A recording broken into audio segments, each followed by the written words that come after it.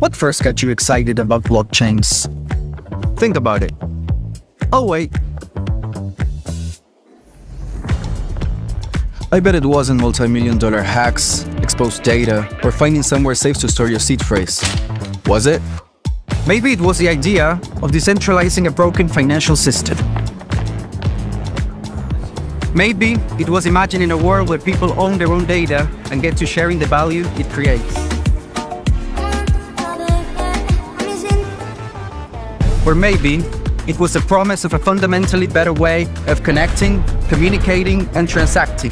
The next phase of the internet that empowers us instead of exploiting us. So why hasn't that happened yet? Why are we still living with the same broken system that blockchains promise to fix? It's because blockchains can't keep a secret. Enabling open, transparent systems was only the first half of the challenge. For blockchains to really change the world, they also have to be able to protect our sensitive data when it matters. And that's why we built Midnight, to bring down the final barrier to mass adoption and unlock the full potential of the decentralized web. Let's build the internet we deserve, together.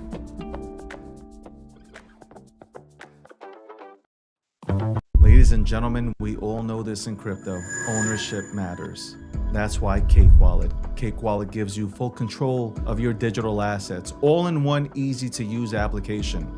You can store Bitcoin, Litecoin, Zcash, Monero, and many more with just one secure backup. Swap between coins in seconds. No copying addresses, no complicated steps, and even includes Bitcoin Lightning for faster payments. And with Cake Wallet built in, you can use crypto in real life through debit cards or gift cards. Simple, secure, self-custody. Download Cake Wallet and take control of your crypto.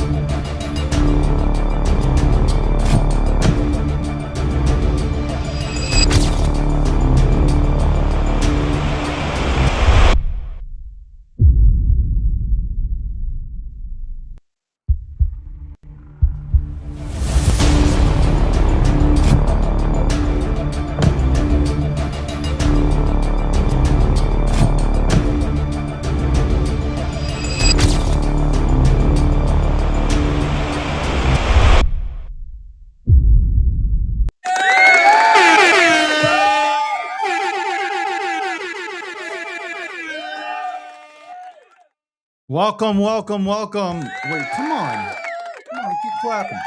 Welcome to the breakdown, 704.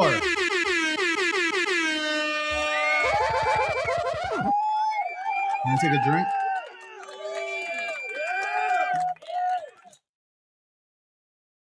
My body's sore. I'm not gonna front. My body's sore. And I hope that, the reason why it's been a little bit delayed here is I've been trying to get this monitor to work with my, never mind. Long story. Anyway, we're here, sponsored by Midnight. Main title sponsor is Midnight. Shout out to Midnight. That's right. Also, Polymarket. Polymarket is the official prediction market sponsor of the breakdown. Just want to get, before I keep going through the list of sponsors, I want to give a shout out to Midnight. Yo, Charles has done, he's taken over Consensus 2026. He is absolutely, Midnight has absolutely taken over. I got to tell you, the logo, the purple hints and everything, it hits. It hits. It fucking hits. Anyway, Polymarket, Cake Wallet. Shout out to Cake Wallet. We're going to have Seth on from Cake Wallet tomorrow. And People's Reserve. CJ did a great job. I watched the interview. He did a great fucking job at Bitcoin 2026, breaking down the People's Reserve and Bitcoin and collateral. He really went in. I already knew he was going to go into that ass when he introduced himself. I was like, oh shit. CJ's well-spoken, surgical with it. So shout out to the sponsors. Got a lot of other things that I'm working on. You'll see it. Also, I wanted to play by the way, I wanted to play the Cash App commercial. Okay, that's right. Me and Cash App have partnered.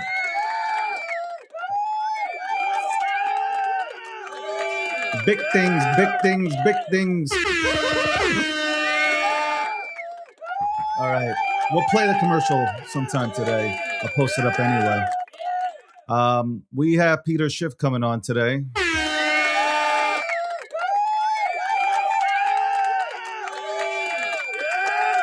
Peter Schiff came on last time onto the show, I think 2 or 3 months ago.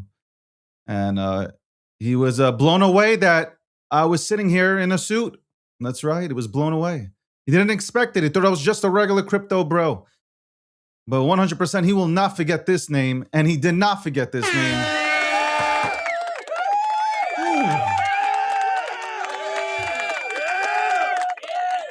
I'm not taking shots. I am not. I swear to God, I'm not taking shots.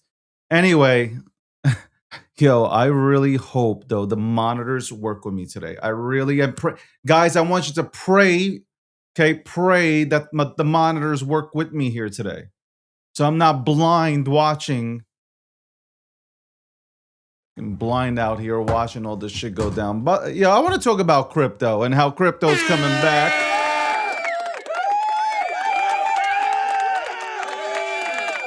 We'll talk about that. I'm so close, by the way, so close to launching the new Gokhstein.com website.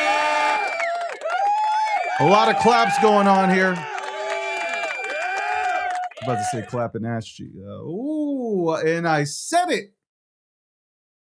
And I said it. And I said it. All right, hold on one second. Let me just, I want to talk about crypto right now. I want to talk about some crypto right now. I do. Shout out to TikTok, by the way. TikTok's already, see, guys and girls are trying to flirt with me here. This is wild. You guys really miss me that much. I have business to do. I have business. In and out, in and out. Anyway. Yeah, I clap for everything. Here, I'm gonna clap again. You know what? I will clap again. Okay? I clap. If you ain't gonna clap for me, I'm gonna clap for myself. I'm my biggest fan. Okay? I'm my biggest fan. So I'm gonna clap for myself. Okay? I will clap for myself. Anyway, we'll have Peter Schiff on here at 1 p.m. We'll dive into Bitcoin. We'll dive into gold, precious metals. Maybe even ask him about what his thoughts about the war. Maybe we'll go ahead and talk about it. Actually, also, I want to talk to him about, Trump came after Peter, man, on Truth Social and obviously his social media network. So I want to ask him about that too. By the way, if you're going to show me a bunch of dog shit on my comments, I will not mention it, and I hope it goes to 0. I'm clapping again.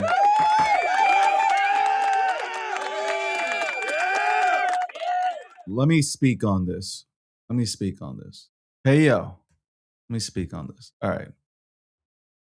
Crypto, I feel crypto's, I feel a different energy in crypto. Do I think retail's back? No. Do I think retail started to slide? Are they starting to slide back in slowly? Possibly. But there's something that's a little bit different about what's happening here versus the attempts that have happened before in previous months. I feel people are like less depressed and they're taking their medication. Something feels different. Okay, like I do feel like people are finally taking their prescriptions that have been prescribed by their doctors. Okay, and that's a good thing. And you feel there's this feeling of like, holy shit, we might run this back. All coins might go flying. My memes will finally send, I guess. Bitcoin's going to terrorize the 200K zone. I think that's the feeling. That's the feeling right now that I have personally. By the way, I'll touch on this and I'll keep going because we're gonna have somebody coming on we'll have Victor coming on from the TON community, okay? Representative from the TON community. Let me talk about TON, Telegram, okay? TON is obviously their chain. I see a lot of people on the timeline saying it's going to go away in a week. And quite possibly it could. It could, anything can happen. We don't know what the fuck's going to happen, okay? Nobody knows. If you knew, you'd be playing the lottery and you would not be in crypto, okay? You'd not be in crypto. But you gotta be a money maxi, okay? You guys are attached to your one chain and you refuse to adapt. You came here for money, but you became a maxi to XYZ and said chain. You gotta adapt, man. If I can make money on TON, I'm going to TON, man. As difficult as it is or whatever, if it feels difficult, I don't give a shit. I am going where the money is. I don't give a fuck. I don't give a fuck how you feel about it. If you think it won't last. Well, you know what? If it lasts for 3 weeks, well, I'm there to make money for 3 weeks.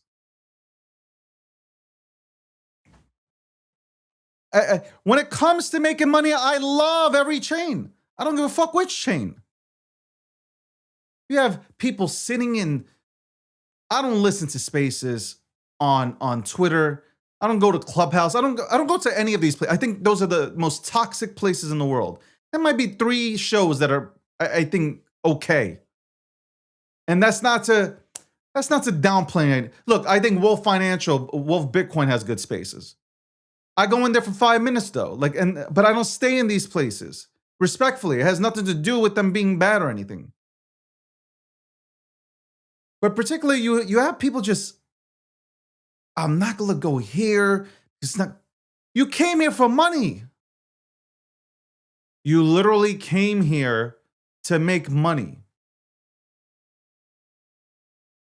Let me say that again. You came here to make money.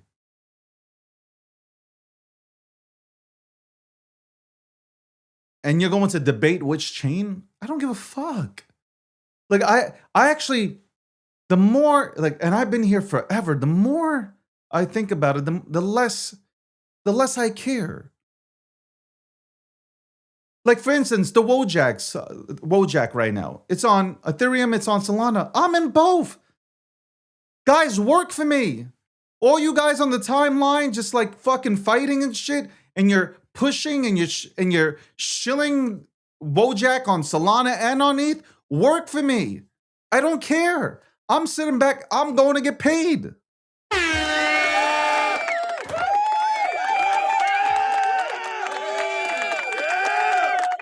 I'm sitting back shitcoining right now. I'm just like, whatever. I don't care no more. Like, I don't care. Whatever rules y'all wrote down, I tore them up. I don't give a fuck. I don't care. I don't care because you motherfuckers are doing the same thing. You are absolutely doing the same thing. So I don't care. I'm going to do the same thing also.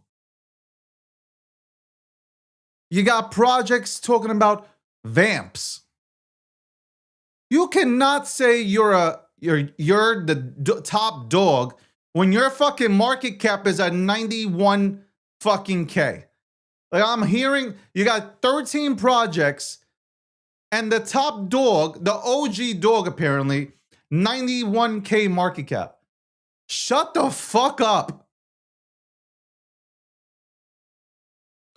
Motherfuckers got a community of 4.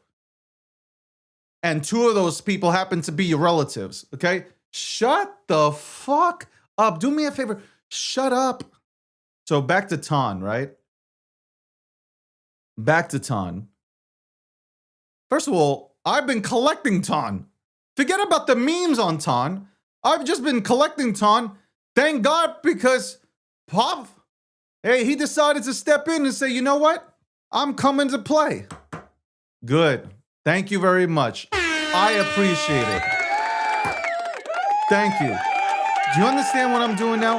I've told you guys, front run the markets, pick up assets that you think will do well. The reason why I didn't fade Ton is because of Telegram. $1 billion. I've had Ton people on here, representatives from Ton on here. We've talked about it for fucking months. I was not going to fade it. Are you fucking kidding me? Fade it? No. No. Not 1 billion. The distribution network, bro. Are you kidding me? People, there are more people on Telegram than there are, I feel, in terms of talking about crypto, than there are on crypto Twitter. How can you fade that? I will make money on every chain. I'm telling you that right now. There is no loyalty. There is absolutely no loyalty to any chain. Vitalik, by the way, Vitalik dropped the fucking ball.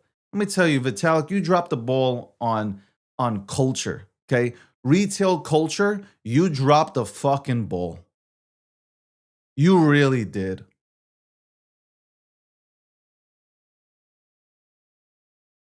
Crazy. You had an enormous amount of people dedicated to being on Ethereum. And you pushed some of the dopest projects off, especially Bobo. Congratulations to Bobo. Successful migration to Solana. I'm actually sitting back here and thinking that some of the dopest projects on Ethereum are going to have no other choice but to migrate to Solana.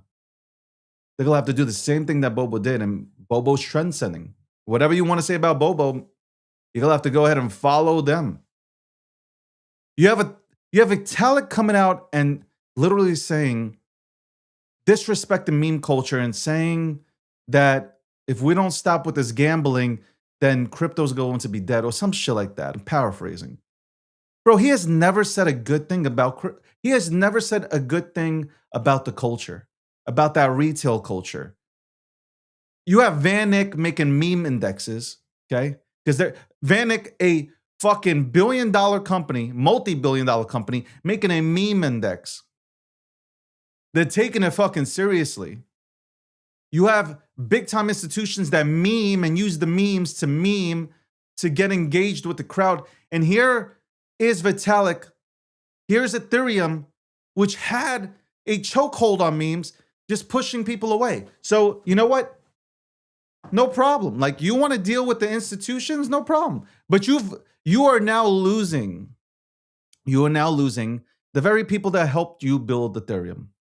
And that's facts. That's 100% fucking facts. Because now, guess what? Guess what fucking Solana did? Guess what Solana did? Solana understood the mission. They saw the meme economy. They embraced it, regardless if they want to come out and say it or not, but they embraced the meme economy. And now, with that, with the traffic and all, institutional players saw it. They started to go ahead and look into Solana and now invest into it and build on it. And give it a year or two. Give it a year or two and let's see where Solana is. Because I think Solana is going to eat up that market share. Solana has done something that BNB, Tron, and a hell of a lot of other people have been trying to do for a very long time. And that is take full control of the memes, and they have. And you can say memes are a joke, but meme culture isn't. That's what you don't understand. So you fucking maxis will not open up your fucking eyes and understand that meme culture is real. People meme every day, and it's not because they hold a fucking token that's on chain. No, they meme, they use memes to express themselves. The whole world does. The president memes. The White House account memes. There's a reason why Biden, even before Trump came in, there's a reason why Biden and Kamala Harris put out an ad hiring somebody who understands meme culture. Like, you guys don't get it. You lost the fucking plot. It's, you know what you're doing? I'm gonna tell you what this moment feels like. This moment feels like Blockbuster Netflix. And Netflix is Solana. And Ethereum is Blockbuster. That's what it is. And I'm an ETH maxi by all accounts. And yes, I'm going to be fucking critical. Let's call it for what it is. You should have stayed as proof of work. But obviously, you changed that all around because of everything that was going on under the Biden administration. So you went to POS, and nothing has happened. Nothing has happened since.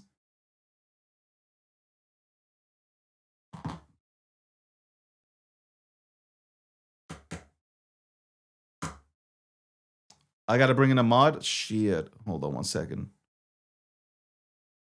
Hold on.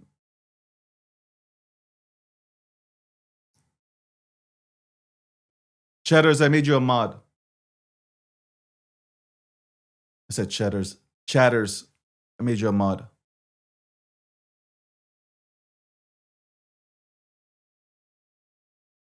Go get them. By the way, if anybody wants to be a moderator on the TikTok side, let me know.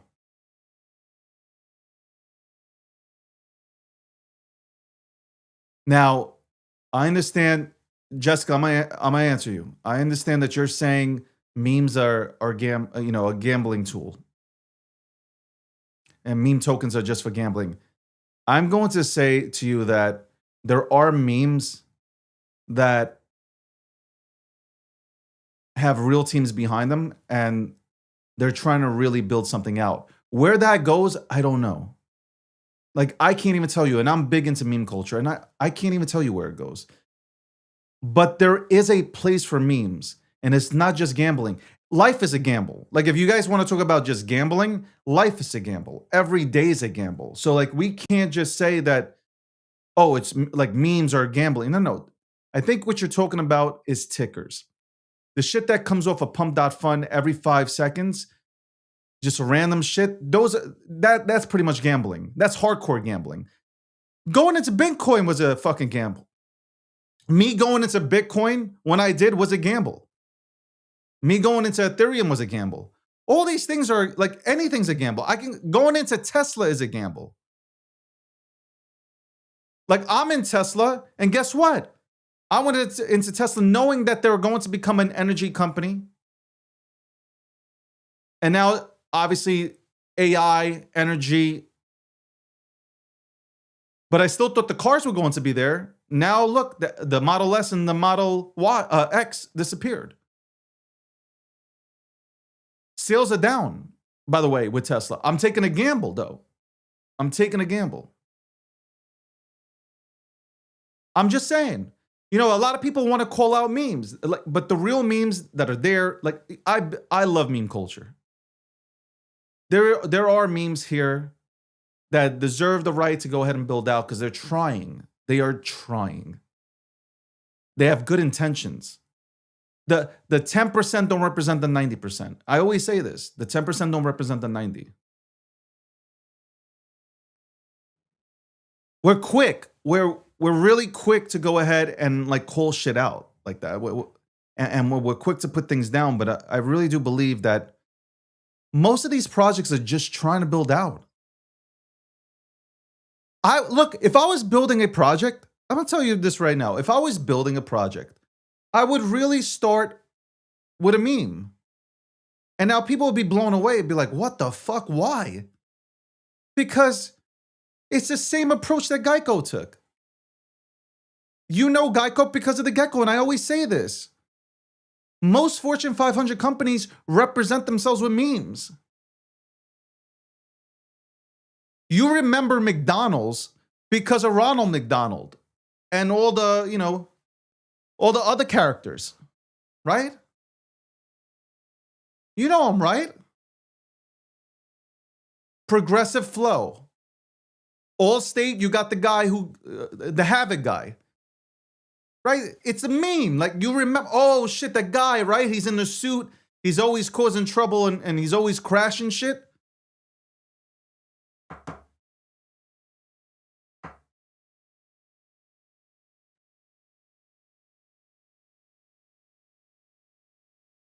What is going on? Do I need more moderators? I thought I just made somebody a moderator. I'm so lost.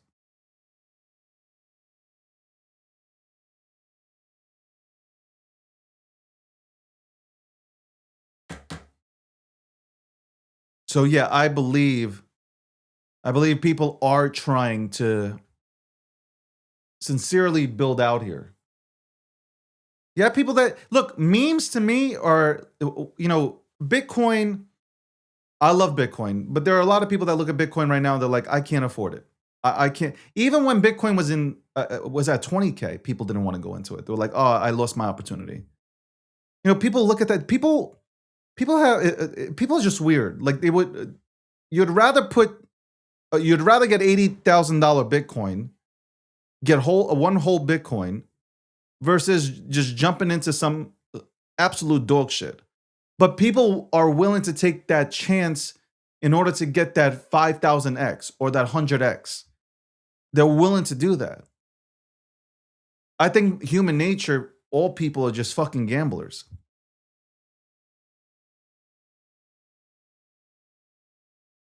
So, moving back to where I was, moving back to the topic that I was touching on. Ton, because I see it all over the timeline.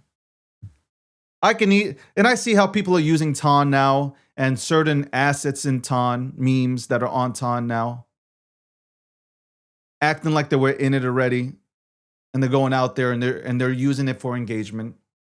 I don't understand that. This is the weirdest shit to me. The people that go out there and talk about certain assets but are not in it, but just want engagement, you're poor.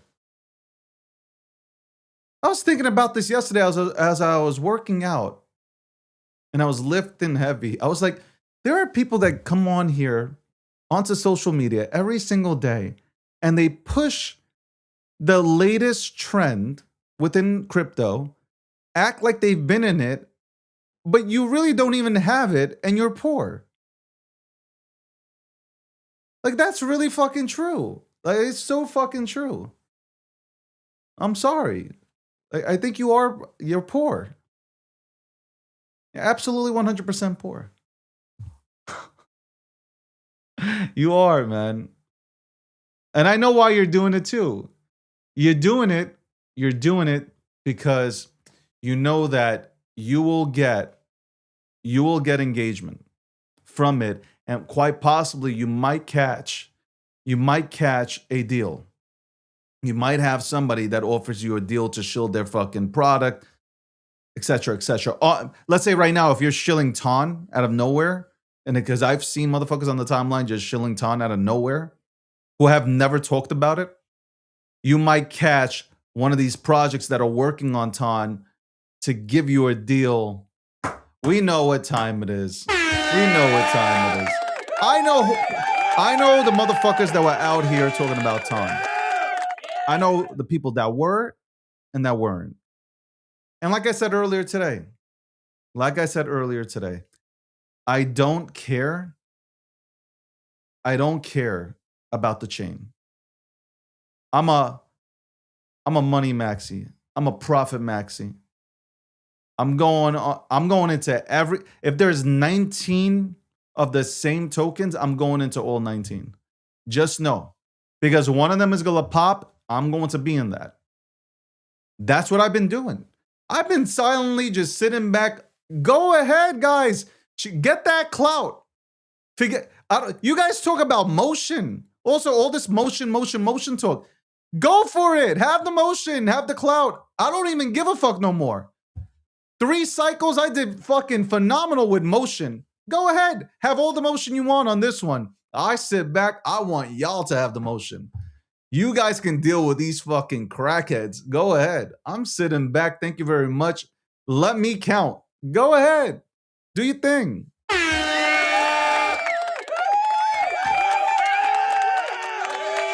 Tech, you left me no other choice but to make Chad a goddamn mod, okay? You left me no choice. You left me no choice. I wasn't even looking at the chat. Apparently, people were saying bad things. I don't know. I don't know if it's a great choice. I was actually looking at Jessica and thinking maybe Jessica make her a mod. I don't know, but I'm going to leave that up to you guys. You and Fran. Fran sent me a message yesterday. Hold on. Hold on. I just noticed this. Am I bugging out? Hold on. Hold on 1 second. I'm bugging out. Hold on.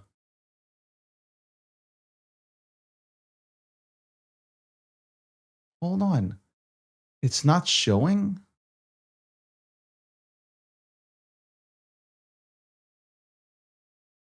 Why is it not showing?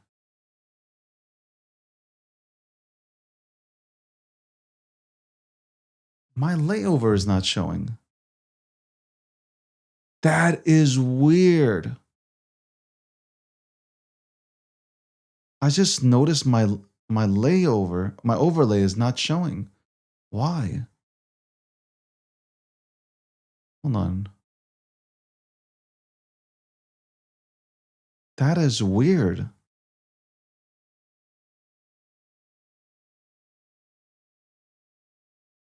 Was my overlay showing in the beginning though?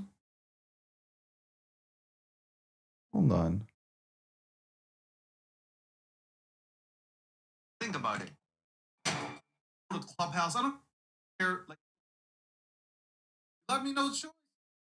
I wasn't even looking at the chat. Apparently. Okay, so my overlay is not showing. What the fuck? What the fuck?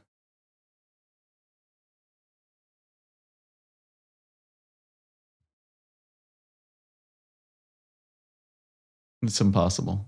This is absolutely impossible. No, I got to get rid of this. I got to. Restream sucks. Honestly, Restream does suck. 100% suck. How is this possible? I'm streaming, but my overlay is not showing. Is my overlay showing? No, it's not. Why wouldn't the overlay be showing? God damn it.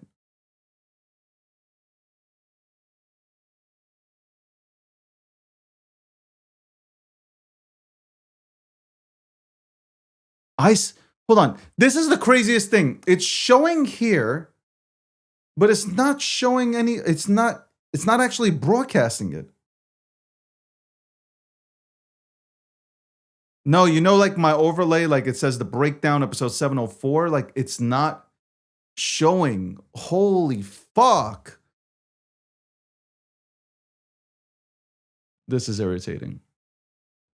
This is 100% irritating. I'm being sabotaged. I'm being sabotaged.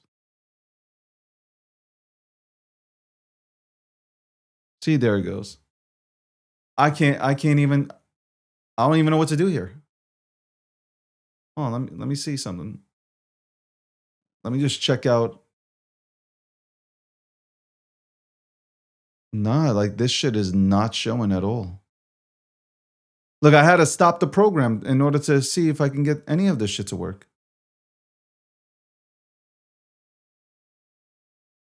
This is wild work, man.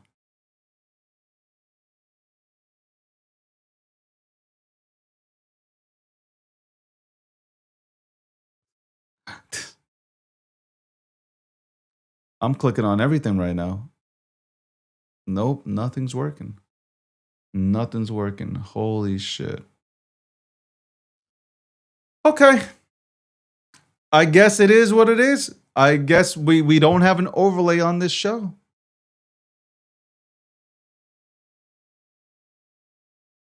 And I can't even do anything about it. Hold on. You know what? I feel like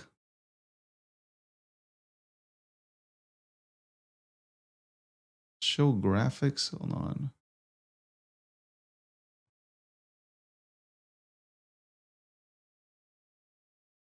Hold on. What if I do that?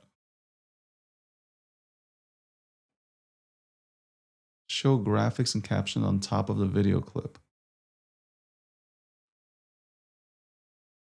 And what if somebody came into my I have a fucking feeling somebody came in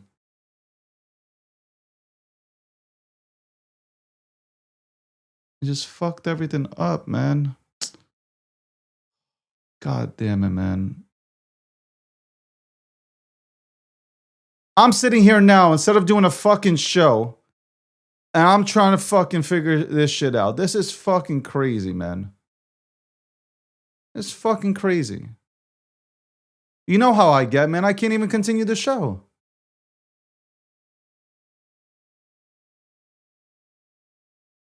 What does this even mean? You can.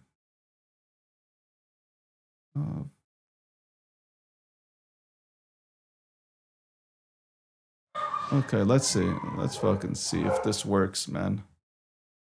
It does not fucking work. Ugh. God damn it. I have. What are you talking about? Pay your subscription. How dare you? How dare you? Holy shit. So this doesn't work on here. This is fucking awesome. This is great. It is great. It's absolutely phenomenal, man. And shout out to everybody, man. Shout out to everybody. What kind of shit? Hold on. Does this work? Hold on. Let's see if.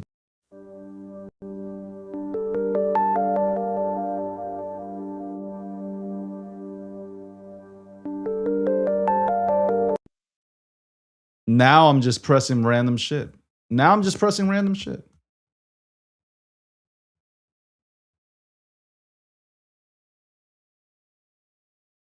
Now I'm just pressing random shit, man.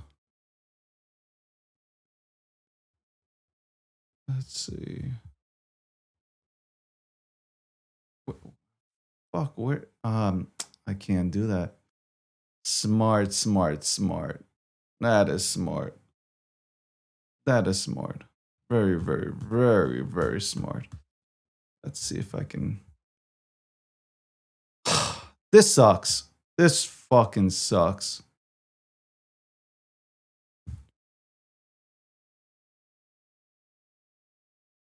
Let's see if that works.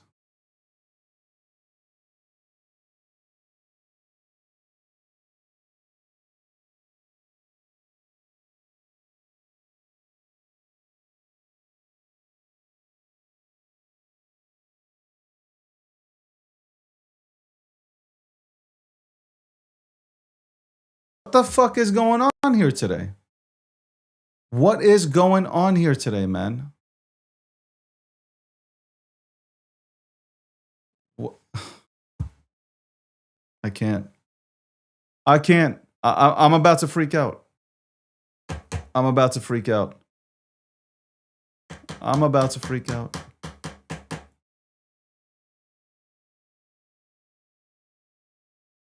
I'm losing my mind. I am fucking losing my mind. I can't reboot the show. Sadly, I can't do it. I can't do it. All right, the show goes on.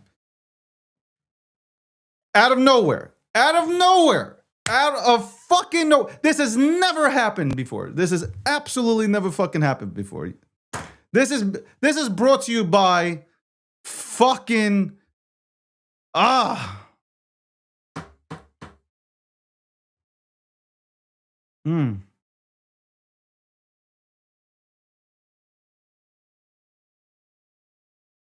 What do you mean the overlay was working? It's working? I can't see it. I can't see it. I can't see. I'm being sabotaged right now. I am being sabotaged right now.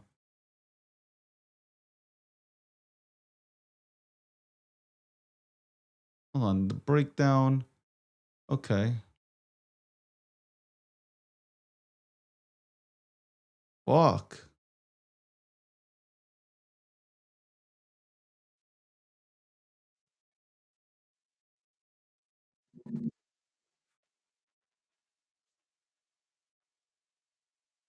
Something is fucked here. And I don't know what the fuck it is. Guys, this is a class. So we're doing a class here now. We're trying to figure out why I can't get my overlay on.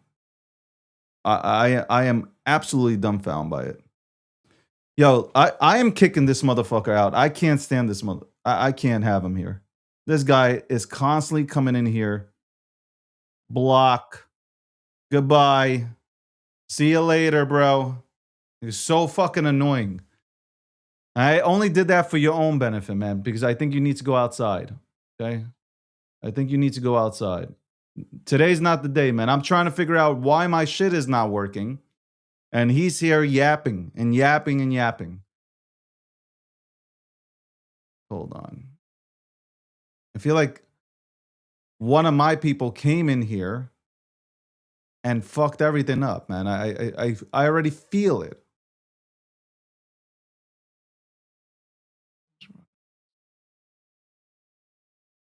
I feel this shit.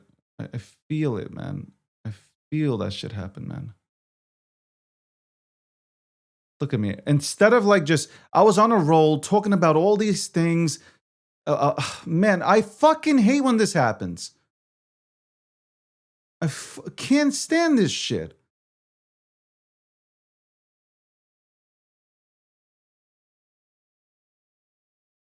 Why is this disabled? What are you talking about? What the fuck is going on here, man? I never did anything. That's the whole thing is I never did anything to cause this problem. I gotta call like customer support and shit on this motherfucker, bro. This is wild, man. Wild business, man. You know what's funny? Because I see the overlay and I'm not going to be, it is what it is. You know what? You troop it out now. By the way, we are sponsored by Midnight. Since you can't see it, we're sponsored by Midnight. We're also sponsored by Poly Market, Cake Wallet, and the People's Reserve. We'll be right back. Let me just go ahead and cool down right after this commercial break. What first got you excited about blockchains? Think about it. Oh, wait. I bet it wasn't multi-million-dollar hacks, exposed data, or finding somewhere safe to store your seed phrase. Was it? Maybe it was the idea of decentralizing a broken financial system. Maybe it was imagining a world where people own their own data and get to sharing the value it creates. Or maybe it was the promise of a fundamentally better way of connecting, communicating, and transacting. The next phase of the internet that empowers us instead of exploiting us. So why hasn't that happened yet?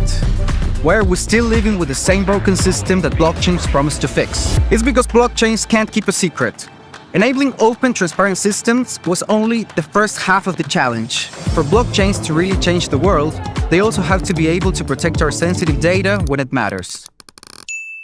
And that's why we built Midnight, to bring down the final barrier to mass adoption and unlock the full potential of the decentralized web. Let's build the internet we deserve, together. Ladies and gentlemen, we all know this in crypto. Ownership matters. That's why Cake Wallet. Cake Wallet gives you full control of your digital assets, all in one easy-to-use application. You can store Bitcoin, Litecoin, Zcash, Monero, and many more with just one secure backup. Swap between coins in seconds. No copying addresses, no complicated steps, and even includes Bitcoin Lightning for faster payments. And with Cake Wallet built in, you can use crypto in real life through debit cards or gift cards. Simple, secure, self-custody. Download Cake Wallet and take control of your crypto.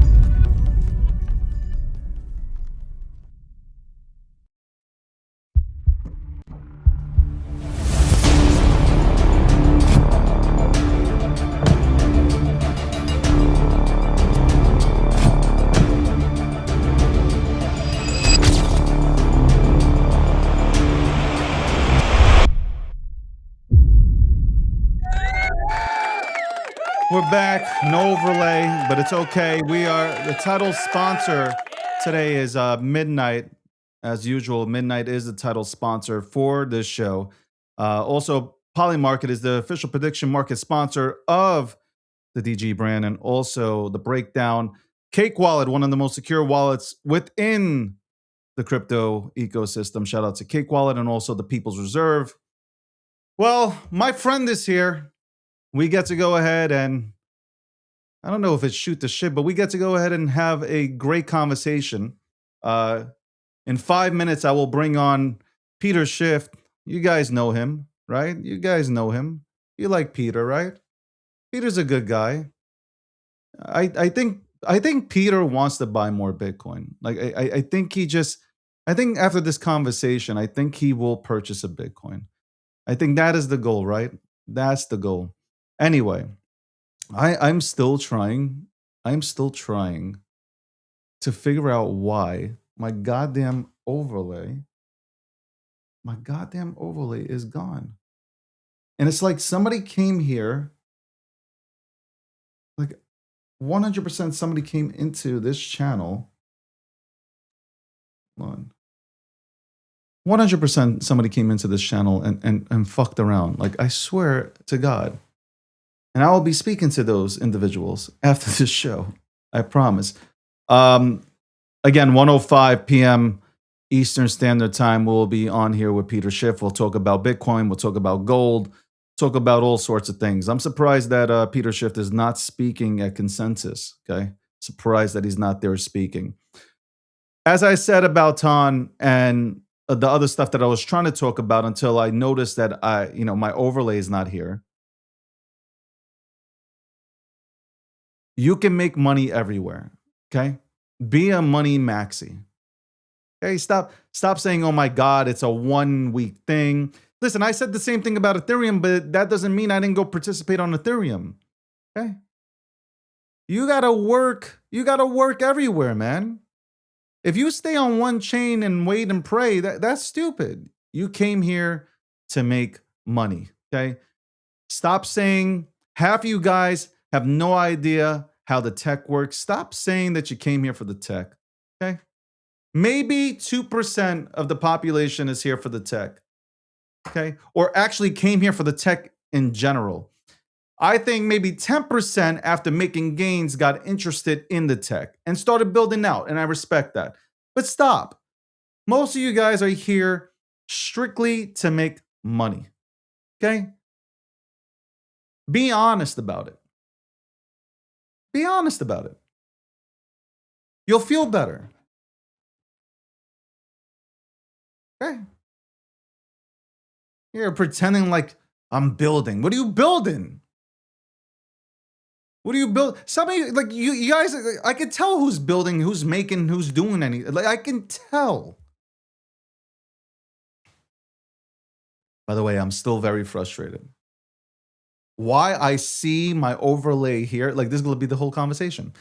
I see my overlay here, but how I don't see it being streamed is wild business, man. It is wild. I've never seen some shit like this before. Never. Never seen some shit like this before. Let's see. Nope. Still will not show up. This is crazy business. Crazy business. Yeah, I gotta say one thing though. Why do people care what people get into? That's a conversation that I do want to have. Why do people care what people get into? I don't care what you get into. I really don't. Why do people care what somebody gets into? Uncook, this guy said, uncook yourself and ape it. Ape what? What are you talking about? What are you talking about?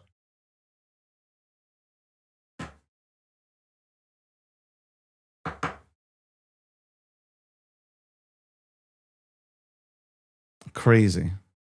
Crazy. I gotta tell you, it is absolutely wild to watch. Wild. Yo, you know who has the most confidence in this space? The motherfucker that has 40%. That's the motherfucker that is most confident when they go out there on the timeline pushing this dog shit. There's no one more confident than a motherfucker holding 40% of set supply, and he's like, yeah, this shit's gonna run. This shit's absolutely gonna run. Yeah, buddy. Look, I am all for supply control. I gotta say one thing. I am all for supply control. I have no problem with it.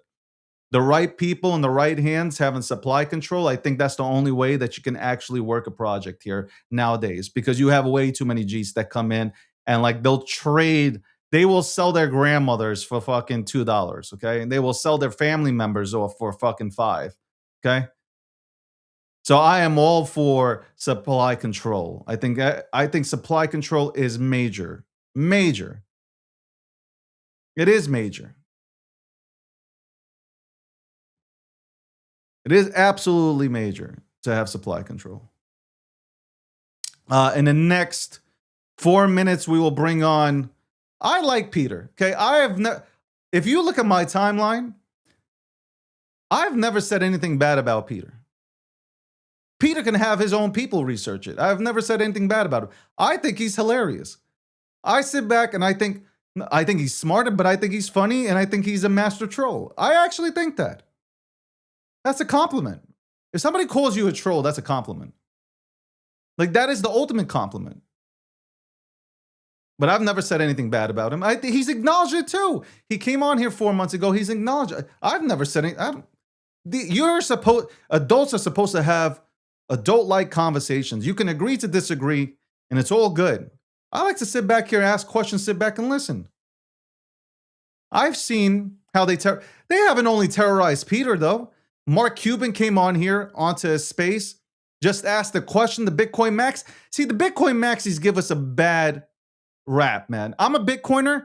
I'm not a Maxi. They give us a bad rap. You got a person who comes in that just wants to have the conversation. They might not see eye to eye with you, and they start going into some absolute kindergarten bullshit. So how are you going to win anybody over? You're never going to win anybody over. By what? By calling them names? You think, oh yeah, you're going to call me names, now I'm going to get into Bitcoin. You know what? You sold me. You called me a motherfucker, so now I'm definitely going to buy Bitcoin. I mean, you left me no other choice. You won me over. If we had more conversations, like, I hold gold too.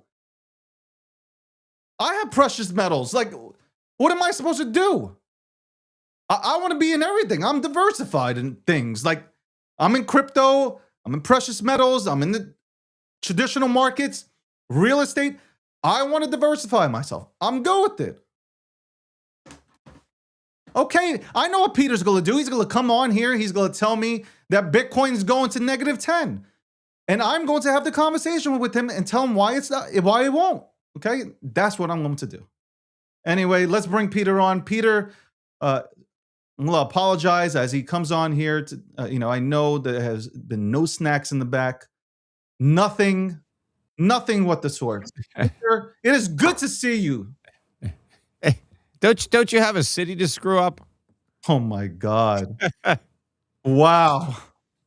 Wow.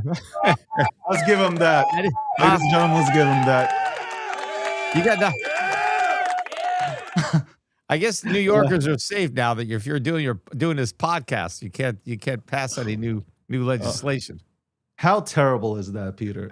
How terrible. Eh, The commercial got me. His last commercial, that was the one that was icing on the cake. Oh my God, this guy's a nut job. And the people that voted for him need therapy. It is wild, wild. It's good to have you back on. Um, I saw. I want to touch on a lot of things. So let's start off with. Let's go right to this. You're watching Bitcoin going up, okay? Because you've been saying, "Hey guys, it's going up. This is your time. You can get out," as your your usual thing on Twitter. Don't you think this thing is going to 200K, Peter? I don't think it's going to 200K. Now, I mean, does that mean it can't go to 200K? Of course not. I mean, I didn't think it was going to go to 100K, and it went to 100K. And maybe it'll get back to 100K again. Maybe not. I mean, I don't know. I think what's interesting is that when gold finally broke out in 2024, 2025, let's say 20, Bitcoin has started to break down. And so Bitcoin went down from 120,000 down to 60,000. It got cut in half during a period of time where gold doubled. And then when the war broke out, we had a correction in gold and a rally in Bitcoin. So to me, those were counter trend moves. We had a buy the rumor, sell the fact on the war. We had a big run up and some profit taking. And the opposite, Bitcoin had come down quite a bit and maybe some short covering, some buying. And the fact that gold started to sell off or did sell off during the war kind of helped Bitcoin a bit in that people could say, look, see, gold's not the safe haven. Gold's going down. Look, Bitcoin's going up. Bitcoin's the safe haven, even though the reason Bitcoin was going up was because it had gone down so much. And the reason gold went down was because it went up so much.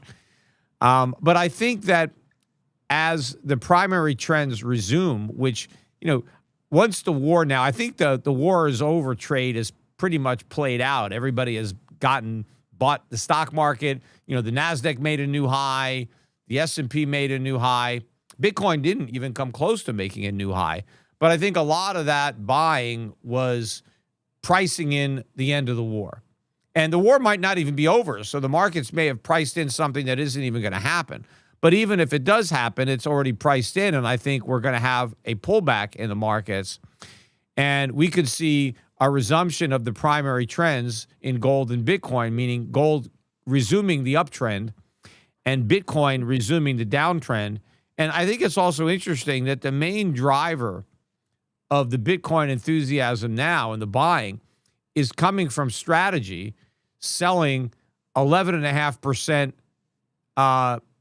preferreds in basically the equivalent of a Ponzi scheme, but creating a lot of demand by people who either don't know it's a Ponzi or don't care. They want 11.5% yield. And so by offering people 11.5% yield, Saylor has raised billions of dollars, which he has then used to buy Bitcoin. But had he not bribed people with 11.5% yield, he would not have had the money to buy all that Bitcoin. So that's interesting that the demand for Bitcoin is not because people want Bitcoin. It's because people want 11.5% yield. Now, they're not going to get it in the long run because the whole thing is going to collapse. But that's what's driving Bitcoin, not demand for the Bitcoin itself. People aren't buying strategy or stretch because they want Bitcoin. If they wanted Bitcoin, they'd just buy it. They're buying stretch because they'd rather have 11.5% return than Bitcoin. Okay. Let's stay on this topic. What did you think about Michael Saylor coming out and saying there is a possibility that they will be selling Bitcoin? Yeah, I mean, I think it's not just a possibility, it's an inevitability.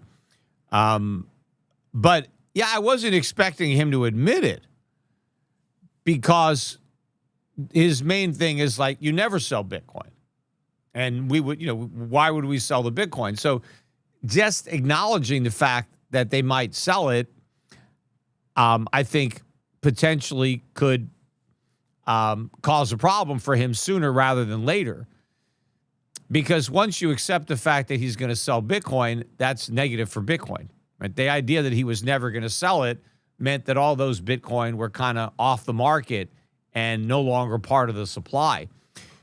But also, when he becomes a seller, I think that's going to weigh heavily on the price of Bitcoin, meaning that he'll have to sell a lot more than he thinks in order to raise the money that he needs. But I think one of the reasons, or the main reason, he probably had to acknowledge that he would sell Bitcoin is to push back against the fact that it's a Ponzi scheme. Because if the only way to pay the interest on Stretch is to sell more Stretch, then there's no difference between it and a Ponzi other than the fact that he's not hiding the fact that it's a Ponzi. People make a big deal that a Ponzi scheme is a secret. You don't know. You think it's a legitimate business. The only clue might be that the yield is too good to be true, but the promoters are lying. They're not telling you it's a Ponzi. But if you understand what Saylor is telling you, because some people are unsophisticated and they won't know, but Saylor is upfront about the fact that it's a Ponzi, in that all of the money to pay the yield on existing Stretch comes from selling new Stretch. And if you don't get new money coming in, you can't pay the investors that already own this security, which is how Ponzi's are financed. But when Saylor says, no, we're not just relying on the ability to sell more Stretch to pay the yield. We can sell Bitcoin, and we will sell Bitcoin if we have to sell Bitcoin to pay that yield. He's kind of trying to put a little bit of a buffer between the Stretch and a Ponzi, because there is a pool of assets that can be sold off to make the payments. But the problem is that pool of assets can diminish. And in fact, if Saylor starts to sell Bitcoin to service the Stretch debt, that in and of itself will cause Bitcoin prices to fall. And and then he has to sell even more Bitcoin. So my thinking is that if it comes down to the point where Strategy can't sell any more Stretch because there are no more buyers for Stretch, and he can't raise the yield high enough, he could offer 13%, 14%, 15%, but it could be too much of a yield to pay to get that. And of course, the only way the yield would get that high, he'd have to raise the yield substantially. And I think that he'll just cancel the dividend, which brings you back to the Ponzi. Because when Ponzi's run out, is because the new money stops flowing in, and now they can't pay the old money. And that's when the Ponzi collapses. And so I think even though Saylor will talk about selling Bitcoin, because Stretch is not a real obligation, if you own Stretch and they suspend the dividend, there's nothing that you can do about it. It's not, you can't foreclose. You can't force him to pay you anything. So in that respect, he has an out. And because he has an out, that's what brings me back to the Ponzi. I don't think the Bitcoin are really on the table to pay that debt, because I don't think Saylor is going to do it. I think he will hold that Bitcoin, and he would rather crash Stretch, because if he says, hey, we're stopping the dividend, the price of Stretch is going to crash. But if he sells Bitcoin to pay the dividend, then Bitcoin's going to crash, and then Strategy is going to crash. But he announced that, and nothing happened.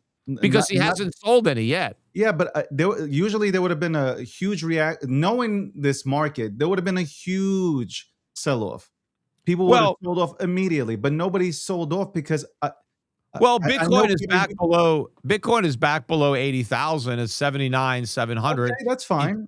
It didn't rally big yesterday with the stock market. So maybe had Saylor not said that, Bitcoin would be 82, 83,000 right now. We don't know, right? You don't know the counterfactual. Yeah, but it didn't happen immediately. Like I was Yeah. watching, nothing happened.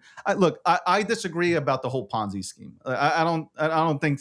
I've interviewed Saylor. I've talked to him. It doesn't come off like that kind of guy that has put together this sophisticated.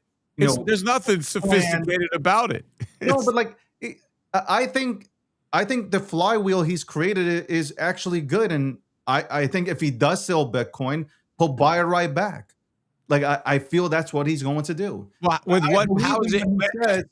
I believe if he says that he's going to take Bitcoin with him to the grave. Like I believe that. But if he sells Bitcoin, it's because he doesn't have any cash. And so if he sells Bitcoin, how's he going to buy it back? You got to balance the books, though, Peter. Like you got to balance the books. If he's selling Bitcoin, it means he's run out of cash, so he can't buy it back. When Bitcoin goes up, what happens? Well, if Bitcoin goes up, which it will. So when how do you know? What if it goes down? Hold on. You said it might go up to 200K, correct? Yeah, it might. And I would say the odds of that, I might win the lottery, right? Okay. There are a lot of things and that you might win happen. it. You might win it, but hold on, Peter. You have every sophisticated investor saying, and institutional players saying that it's going to $1 million. Forget about 200K. No. Maybe every investor that you're paying attention to, but there are a lot of people that think it's going to zero. Kathy Wood and the rest of the people on Wall Street? No, there are people on Wall Street who want people to buy Bitcoin because they make money managing their Bitcoin or selling their Bitcoin. I will agree with you on that. They will hype it up and they will talk about how high the price is going to go. But they've been singing that song for years. If you paid attention to what they're saying, Bitcoin should not be 79,000 right now. It should already be 200,000, 300,000 based on what these guys were saying a year ago, 2 years ago, 3 years ago. Bitcoin has been going down despite all the forecasts that it would go up. I mean, and so what you have to ask yourself is, why will the current trend change? Bitcoin has been falling for 4 or 5 years. So what you're wanting to bet is that turns around. For some reason, but why should it? If it hasn't rallied over the past 4 or 5 years, what's going to change? Why should it rally over the next 4 or 5 years? Look at the chart. Look at the chart for when gold got approved for its ETF, and then look at the chart for when Bitcoin got its ETF approved. They're moving in the same direction. Like they are literally moving side by side. No, they're not moving. In fact, if anything, you can look at it. First of all, I think Michael Saylor is a huge asset for me personally. I think it's a huge asset to not only Bitcoin, but to the crypto industry in general. And I don't think he's doing it. I don't think he has a Ponzi scheme going. I think you go too far with that, Peter.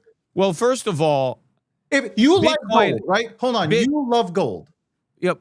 Yes, I like gold. You like gold, right? But Bitcoin is negatively correlated with gold. They're not moving together. They're moving. No, but I'm saying look at the okay. If you look at the charts, to when Bitcoin got its ETF approved and gold got its ETF approved, they're literally moving the same way. They can't continue to go up and up and up. It has to pause somewhere. People have to take profits. Do you agree people have to take profits, Peter? On any given day, like Bitcoin is down 2%. Peter, I ask you a question. Do you agree that people should be taking profits?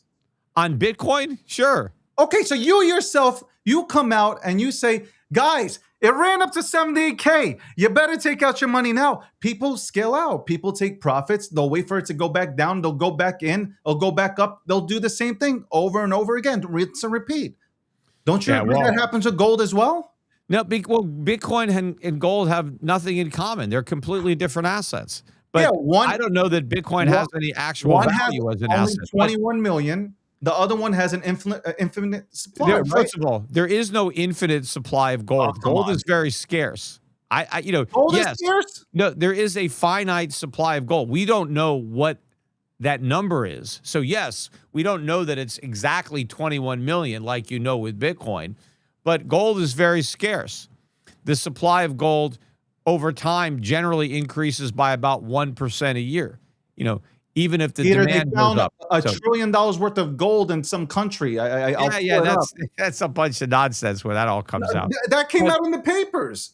Yeah, there's a lot of stuff in the papers that's BS. Okay. But Only if it's only you- BS, you're- it's only BS when you're- it comes to gold, but it's not BS when it comes to Bitcoin.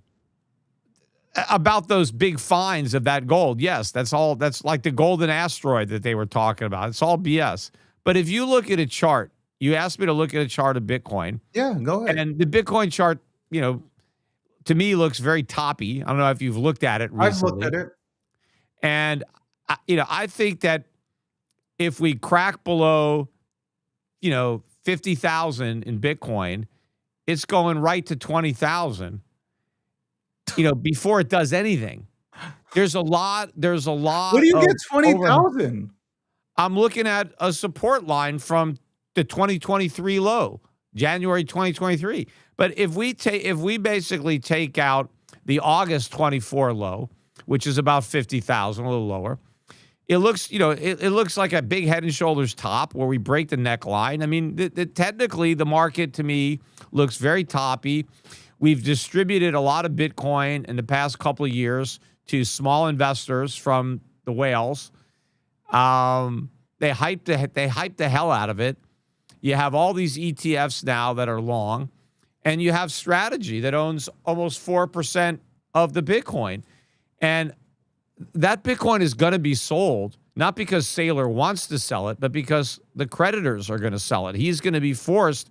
When Bitcoin is down at 20,000, Strategy is going to have to pack it up. They're not going to be able to withstand that. You really think that Saylor went into this with no plan? You think Strategy went into all this with no plan? Well, I mean, maybe he's got some kind of contingency plans, but I don't think they're going to work. I mean, I think he's desperate to keep buying Bitcoin. I think Saylor knows that without Strategy's continued support, the market will collapse. So he needs to keep on buying. That's why he came up with this stretch concept to bribe people 11.5% to give him money to keep buying Bitcoin. Because remember, initially, Saylor was able to sell Strategy at a premium and then use that money to buy Bitcoin. And that was kind of like a no-brainer for him because he would sell, $1 for $1.50, and then he would take the money and buy Bitcoin. But he can't do that anymore because people are not that excited about Bitcoin anymore. They're not willing to buy Strategy to get Bitcoin exposure. He was paying 0%. I disagree. I think institutions are absolutely excited to get into Bitcoin. They're buying for 11%. They're not. Strategy was paying 0% a couple of years ago, and now they're paying 11.5%. If I got to pay you a lot more to get money from you, obviously you're not as excited about it. And the people who are buying Stretch and not buying Strategy, they're saying, I don't want Bitcoin exposure. You can keep all the upside in Bitcoin. Just give me 11.5% a year. That's all I want. I don't want all the upside in Bitcoin. I'll take the 11.5. And so, but now the next thing that's going to happen is people are going to realize, I don't want that 11.5. It's not really 11.5 because at the end of the day, I'm going to lose money because I'm not going to get my principal back, which is true. And so what happens when then this thing, runs out? What's the next rabbit he's going to pull out of his hat to raise money to buy Bitcoin? To me, it's all gone. All that original enthusiasm is gone. The big money is leaving. They've moved on to something else, the AI trade or whatever's going on. I mean, why do you think Bitcoin did not make a new high with the NASDAQ? It didn't make a new high with all these tech stocks and Mag 7 stocks. It's nowhere near its high. The next high is coming, Peter. You've been saying this for years, like it's never going to go past 100. I had your tweet as my banner on X. Yeah, and the only reason it went above 100 is because of Trump. When I made that call, it didn't. It wasn't because. Oh yeah, it was just trying to go there. Had Trump not won and become a Bitcoin president, with all that excitement about the strategic reserve and Bitcoin-friendly legislation and a Bitcoin czar and making America the Bitcoin capital of the world, without that hype, I don't think Bitcoin ever would have saw 100 grand. Now, the question is, will it ever see 100 grand again with all that hype? It may not. You said it. You said it yourself. It has a possibility of going to 200K. A possibility, but Okay. I think that it also has a higher possibility that it won't go to 200K. I would say that the odds are greater that it doesn't get to 200K. Now, if it does get to 200K, Then it's more likely because there's hyperinflation and everything is 200K, right? If the dollar is worthless, then, it doesn't matter. But, if you want to look at Bitcoin in terms of gold, Bitcoin is just, going to collapse, even if there is hyperinflation, if you try to see how much, Bitcoin is worth relative to gold. I want to ask you, what do you think about, we'll get back to the Bitcoin and gold stuff. What do you think about the current situation in Iran?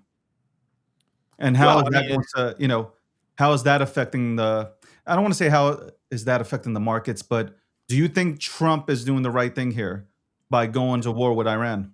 No, I think he made a mistake, and I was critical of the decision when it was announced, when the bombs started to drop.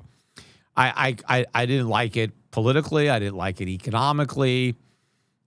So I think that was a mistake, and now he has to extricate himself from that mistake. And I don't think there's a good way out. And I think that however this war ends, we lose. Even if, militarily, sure, we kill more of them than they kill of us, and we blow up a lot of their planes, maybe even all of their planes and their Navy or whatever. But just surviving and the regime staying intact is a win for Iran, and it's a loss for U.S. credibility. And I think that America is going to end up with less influence in the Gulf region, and Iran is going to have more. So, I think that we are not going to achieve any of our stated objectives. Now, Trump is never going to admit that. Trump is a master of lying about things. So Trump is going to claim this war was a great success. He's going to say it was the greatest success in the history of war, just like he claims we have the greatest economy in the history of the world. I mean, that's a lie, and he's going to lie about Iran as well. But it is bullish for gold. I mean, you don't see what's happening though. Like the bigger piece here, which is he's choking out China. And no, I don't think he's choking out China. I think China go ahead and fill up. I think China's going to come out ahead. I think China is going to have more clout in that region. I think and plus China didn't waste any of its weapons. Look how many of our bombs we blew up. Our missiles and our bombs, that have been, used. China didn't use. Yeah, but Peter, his ultimate goal was, look, he took over while Biden was in office, and we had a horrific time with Biden in office. You had the Panama Canal go under the control of China, Venezuela under the control of China. Let's call it for what it is. Trump comes back in. He has the balls to go take back the Panama Canal, which we built. Okay. Right, but he didn't look. He takes on Venezuela. Chinese companies had invested in the canal, in the companies that are running the canal. China wasn't somehow using the canal to harm us. The canal was open for business. Yeah, they were using it to profit and to fund their military. That's all. No, but they were operating in that in the canal, and now the government of Panama took it away from them, and now you have other companies that are involved instead of China. But we didn't take back the canal. The Panamanian government still owns the canal. They're getting all the money every time a ship goes through. They're not sending the money to us. We didn't. Jimmy Carter gave the canal away. We didn't. Trump didn't take it back. But yes, by threatening, I think we have all the roots back, and that's what Trump is doing. Is just, I think what Trump is doing here. We did kick China out from the Panama Canal. Look, we got back Venezuela. Ships are still going through the canal. It's not like Chinese ships. That's fine, but it's canal. not under their control. Venezuela is now under, you can say, basically under our control. Yeah, Venezuela. We'll see what's going to happen in Venezuela. We can refine that oil. Nobody else can.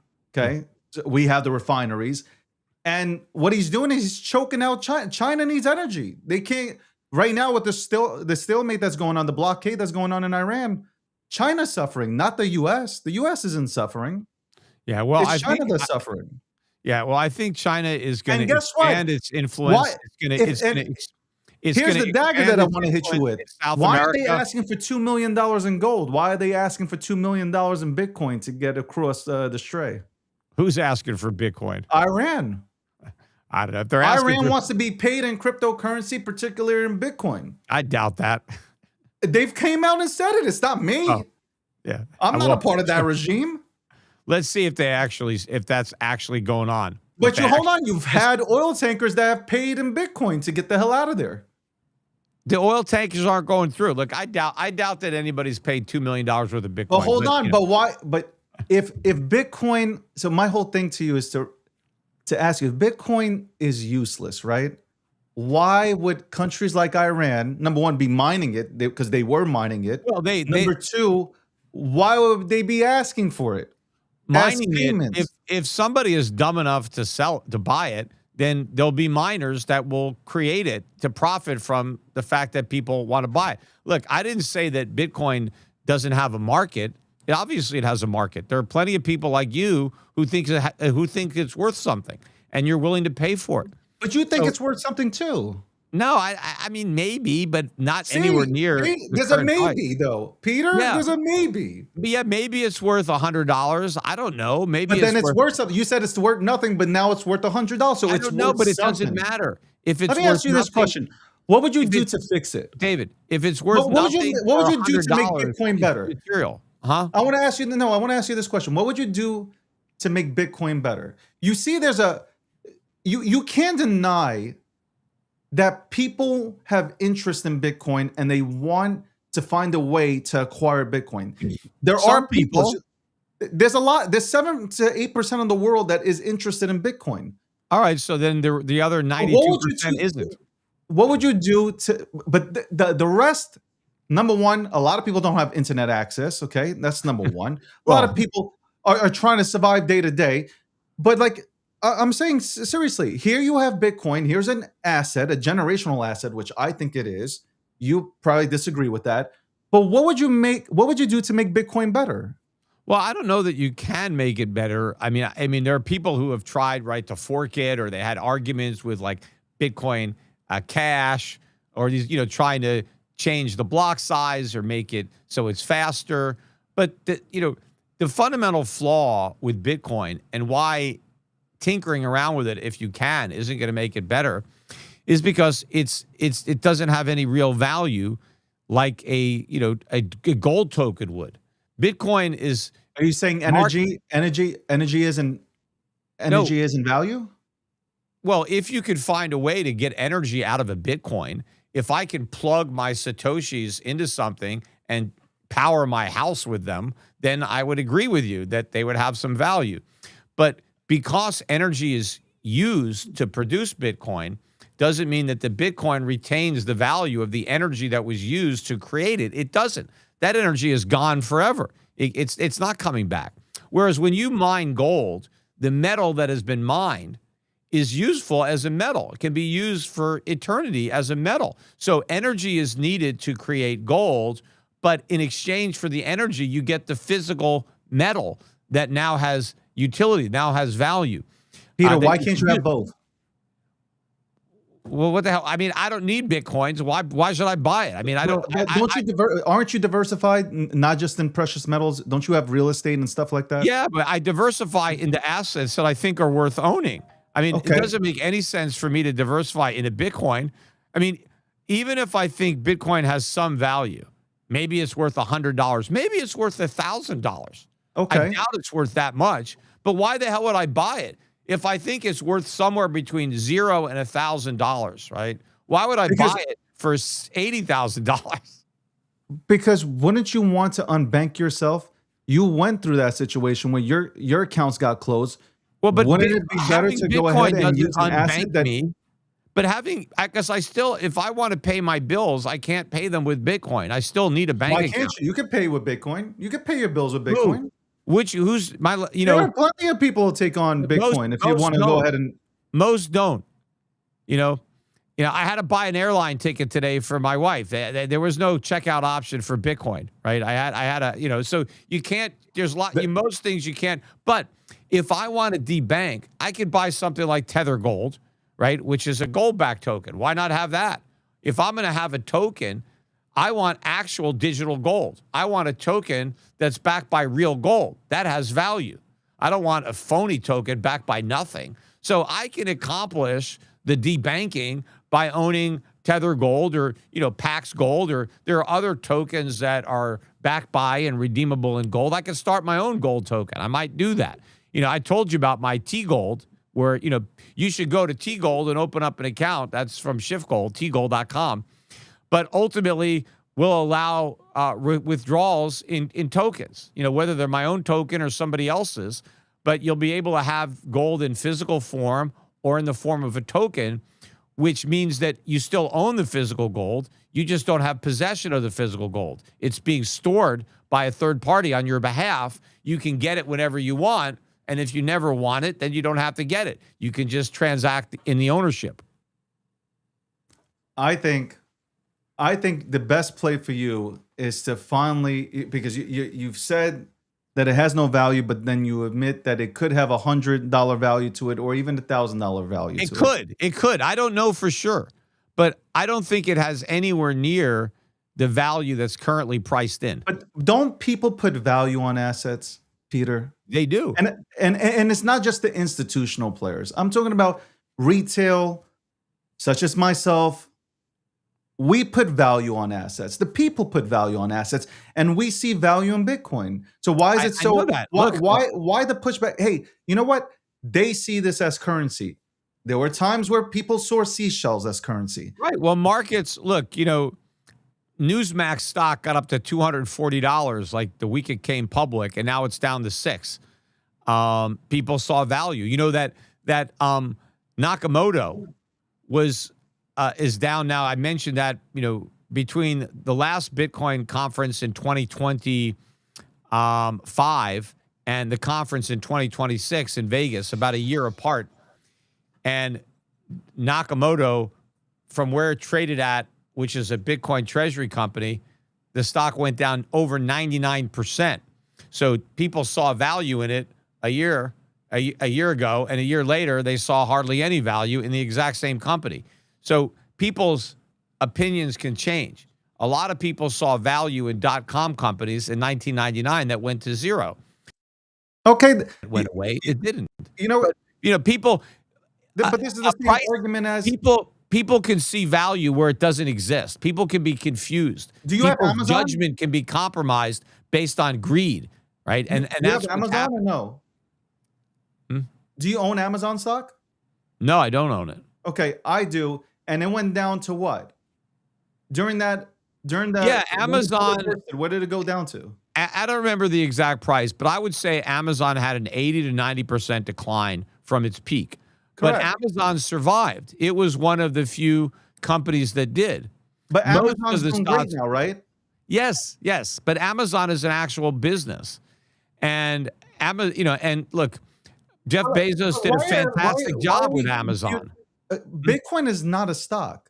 I know. It's currency. It's nothing. It doesn't generate any earnings. It doesn't pay any dividends. Exactly. It's a currency. Why should it be? And why should it follow the path of Amazon? It's got nothing in common with Amazon. What I'm saying is, I'm talking about the companies that you just named. Nakamoto. They're down. Great. If you believe in Bitcoin, if you believe in these companies, like you should acquire them, right? No. I'm just pointing out. Go back up. I'm just pointing out that people can see value where no value exists. People can be wrong. And it happens a lot in the investment world. The crowd gets it wrong. They misprice assets. And that is the situation with Bitcoin. A lot of people think they see value in Bitcoin, and so they buy it. But I think they're hallucinating that value. Now, one of the value that Bitcoin did have is that people that bought it early got rich selling it to people who bought it later. So that's real. That actually happened. So for a lot of people, Bitcoin was a ticket to massive wealth. And I know a lot of those people. You probably know a number of them too. I know people who have become multi-hundred millionaires and billionaires on Bitcoin and Ethereum and crypto. So for those people, yes, it was a game changer. It was generational. People made fortunes off of crypto, but they didn't make fortunes because they created anything of value and enriched society. They made fortunes because they were able to sell their tokens to other people at much higher prices. And those people are going to be the big losers. So the reason some people got rich off of crypto and Bitcoin is because a lot of other people are going to go broke off of Bitcoin and crypto. It's a transfer of wealth, not a creation of new wealth, but a transfer of existing wealth from the people who buy Bitcoin and get and are left holding the bag. That money gets transferred to the people who sold Bitcoin, who bought it early and cashed out. But hold on, the same people, Peter, the same people that bought it early, they were never wealthy to begin with. They took a chance on an asset and believing in an asset. Some of them, I mean, the Winklevoss, they were already rich, right? They just got rich. Of the people are, nobody knows who 50 to 60% of the, the early wallets are. They're degens. They're cypherpunks. They're just regular retail guys who went in and took a chance on Bitcoin. Yeah, look, for a lot of whatever reasons it was. So it's not like right now we can't debate. It's not where the institutions own 80% of Bitcoin, and well, the interesting thing is selling a product to everybody and then dunking on us. If you go back to the people who bought Bitcoin originally, Bitcoin is nothing like what they were buying. When people were buying Bitcoin in 2009 and 10 and 11, and I know because I knew people back then who were buying it, and they were buying it as an alternative currency, an anonymous way to transact online, to back away from the government. No middleman. Nobody can close your account, right? Yes. On Christmas, yes. Right? Yes, nobody, it was bypassing all the banks and all the KYC and all the AML and nobody, nobody knows your business. It's kind of, it was believed to be a kind of an anonymous thing. And that's why it was originally a little bit more popular with people who were doing things that were illegal, right? They were trying to buy drugs or stuff and they didn't want anyone to know and the US dollar? Like, are we going to just you could do that with U.S. dollars too if you pay in cash. But here's how stupid you gotta be. It's not convenient to pay cash. But my point is, this is how crazy you have to be to use cryptocurrency to do any sort of illegal activity. You are literally, they're going to find you. It's like, yes, that's my point. It doesn't have that value that people thought it had in the beginning. It turns out that it's not anonymous. So it doesn't have that to offer. But the point I'm making is that when you go back to the people who bought Bitcoin way back then that you're talking about, they were not buying today's Bitcoin that is highly institutionalized, where people are buying it through third parties, holding it on exchanges, holding it in ETFs, where the government is pushing it and involved in it. This is now a creature of Wall Street, Main Street. It's part of the establishment. Bitcoin is no longer anti-establishment. It is the establishment. We've got a Bitcoin president. We've got a Bitcoin czar. We've got a Bitcoin cabinet in the United States. But we're decentralized. We can't stop the government from coming in and developing a strategic Bitcoin reserve. We can't stop institutions. I don't want institutions in Bitcoin, but you can't stop them from acquiring Bitcoin. Because they're the only institutions that are acquiring it are companies that were specifically created to acquire it. You're not seeing you're not going to Procter and Gamble. These companies are not buying Bitcoin. Hold on, Peter. There are people that will never create a wallet. They will never buy a ledger. They will never buy a treasure. They will never ever open up a hot wallet. They will never go on Coinbase to acquire a Bitcoin. So of course they will, and they don't care what I say, even though I believe I am the new mouthpiece for for finance, because I really do believe when I say that, I believe it, because we can explain what cryptocurrency does and what cryptocurrency is and how we have gone digital. What does it do? Come on, Peter. It just What does Bitcoin do? it solves a huge issue. It What unbanks issue does you. it solve? It unbanks you. No, We it get doesn't. rid of the middlemen. We have All right, real so, money now. I mean, okay, It's real so money. You can't just print it. do you have a bank account? Yes, and I know Okay, you. then why aren't you unbanked? You own Bitcoin. Why do you still have a bank account? I still, until the day comes, because we're still young here. Yeah, how do you know that day's ever going to come? Because it will. You're Because still that's not where unbanked. Bank of America has told it has told its clients, you should allocate 4% of your portfolio. No, it hasn't. Go look it up. So they're not. No, there's no way they're telling people that they Go should look do it that. up. They're telling you have major players telling their clients that they should have exposure into Bitcoin and cryptocurrency. I think there are If some. anything, There they have are done a some disservice. companies that Peter, are they did a managing. disservice to their clients in 17, in 21 by telling them not to get into it, in 19 calling it rat poison, calling it just a fad, tulips. Oh, they did a huge disservice, and now these are the same people. Jamie Dimon, probably your best friend, right? He was destroying Bitcoin. Guess Yeah. what? Jamie Dimon, he sees a path for it, and he sees a path for crypto, and he loves stable coins. Yeah. So Everybody's I'm mind is looking changed now, right? So apparently, so here's what happened with Bank of America. So in January of this year, they shifted to allowing some of their advisors to recommend 1 to 4% in Bitcoin ETFs for suitable customers. So Peter, that's you're saying what I said. no. So It's semantics. they're not recommending it. They're saying their individual advisors, if they want to recommend it to suitable customers. Now, who are suitable customers? High risk customers who could afford to lose 100%. So you can recommend, if you want to, that one of your highly risk seeking customers who wants to gamble and who might buy other extremely risky assets, you could say that risk-seeking investor can buy a small amount of Bitcoin. But if you have everything's a gamble, though. everything is not a gamble. Everything is a gamble. Copper's a gamble. Life's a gamble. Well, there's to a degree, yes. But in Wall Street, if somebody lists their investment objectives as conservative or low risk, moderate, that individual is not going to be recommended Bitcoin by anybody at Bank of America. Fine. For the time being, they're going to have to check off in suitability high risk speculator. And you know what? That's fine, because that's how it all it's not a starts. safe haven, a store of value. But let me ask you this. So you own Bitcoin and I don't. But I bet you use your bank just as much as I use my bank. Bitcoin hasn't debanked you. You're still in the banking system. You're still got a checking account. You're still paying bills using banks. I would say it's half and half, because I use my Bitcoin at times to go ahead and pay. What was the last thing you used Bitcoin for? To pay my employees. You pay them in Bitcoin? If they request that they want, I give them an option. You can have either a stable coin, Bitcoin, Ethereum, or I can pay you in fiat. And guess what the option How many is? employees do you have? I got a few.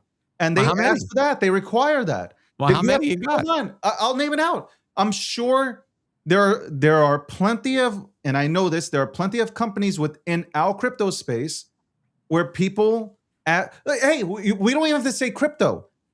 Saquon Barkley said, I want my pay in Bitcoin. And I'm talking there about were a endorsement. couple of people that did that as part of the hype. You can't say, but you can play semantics.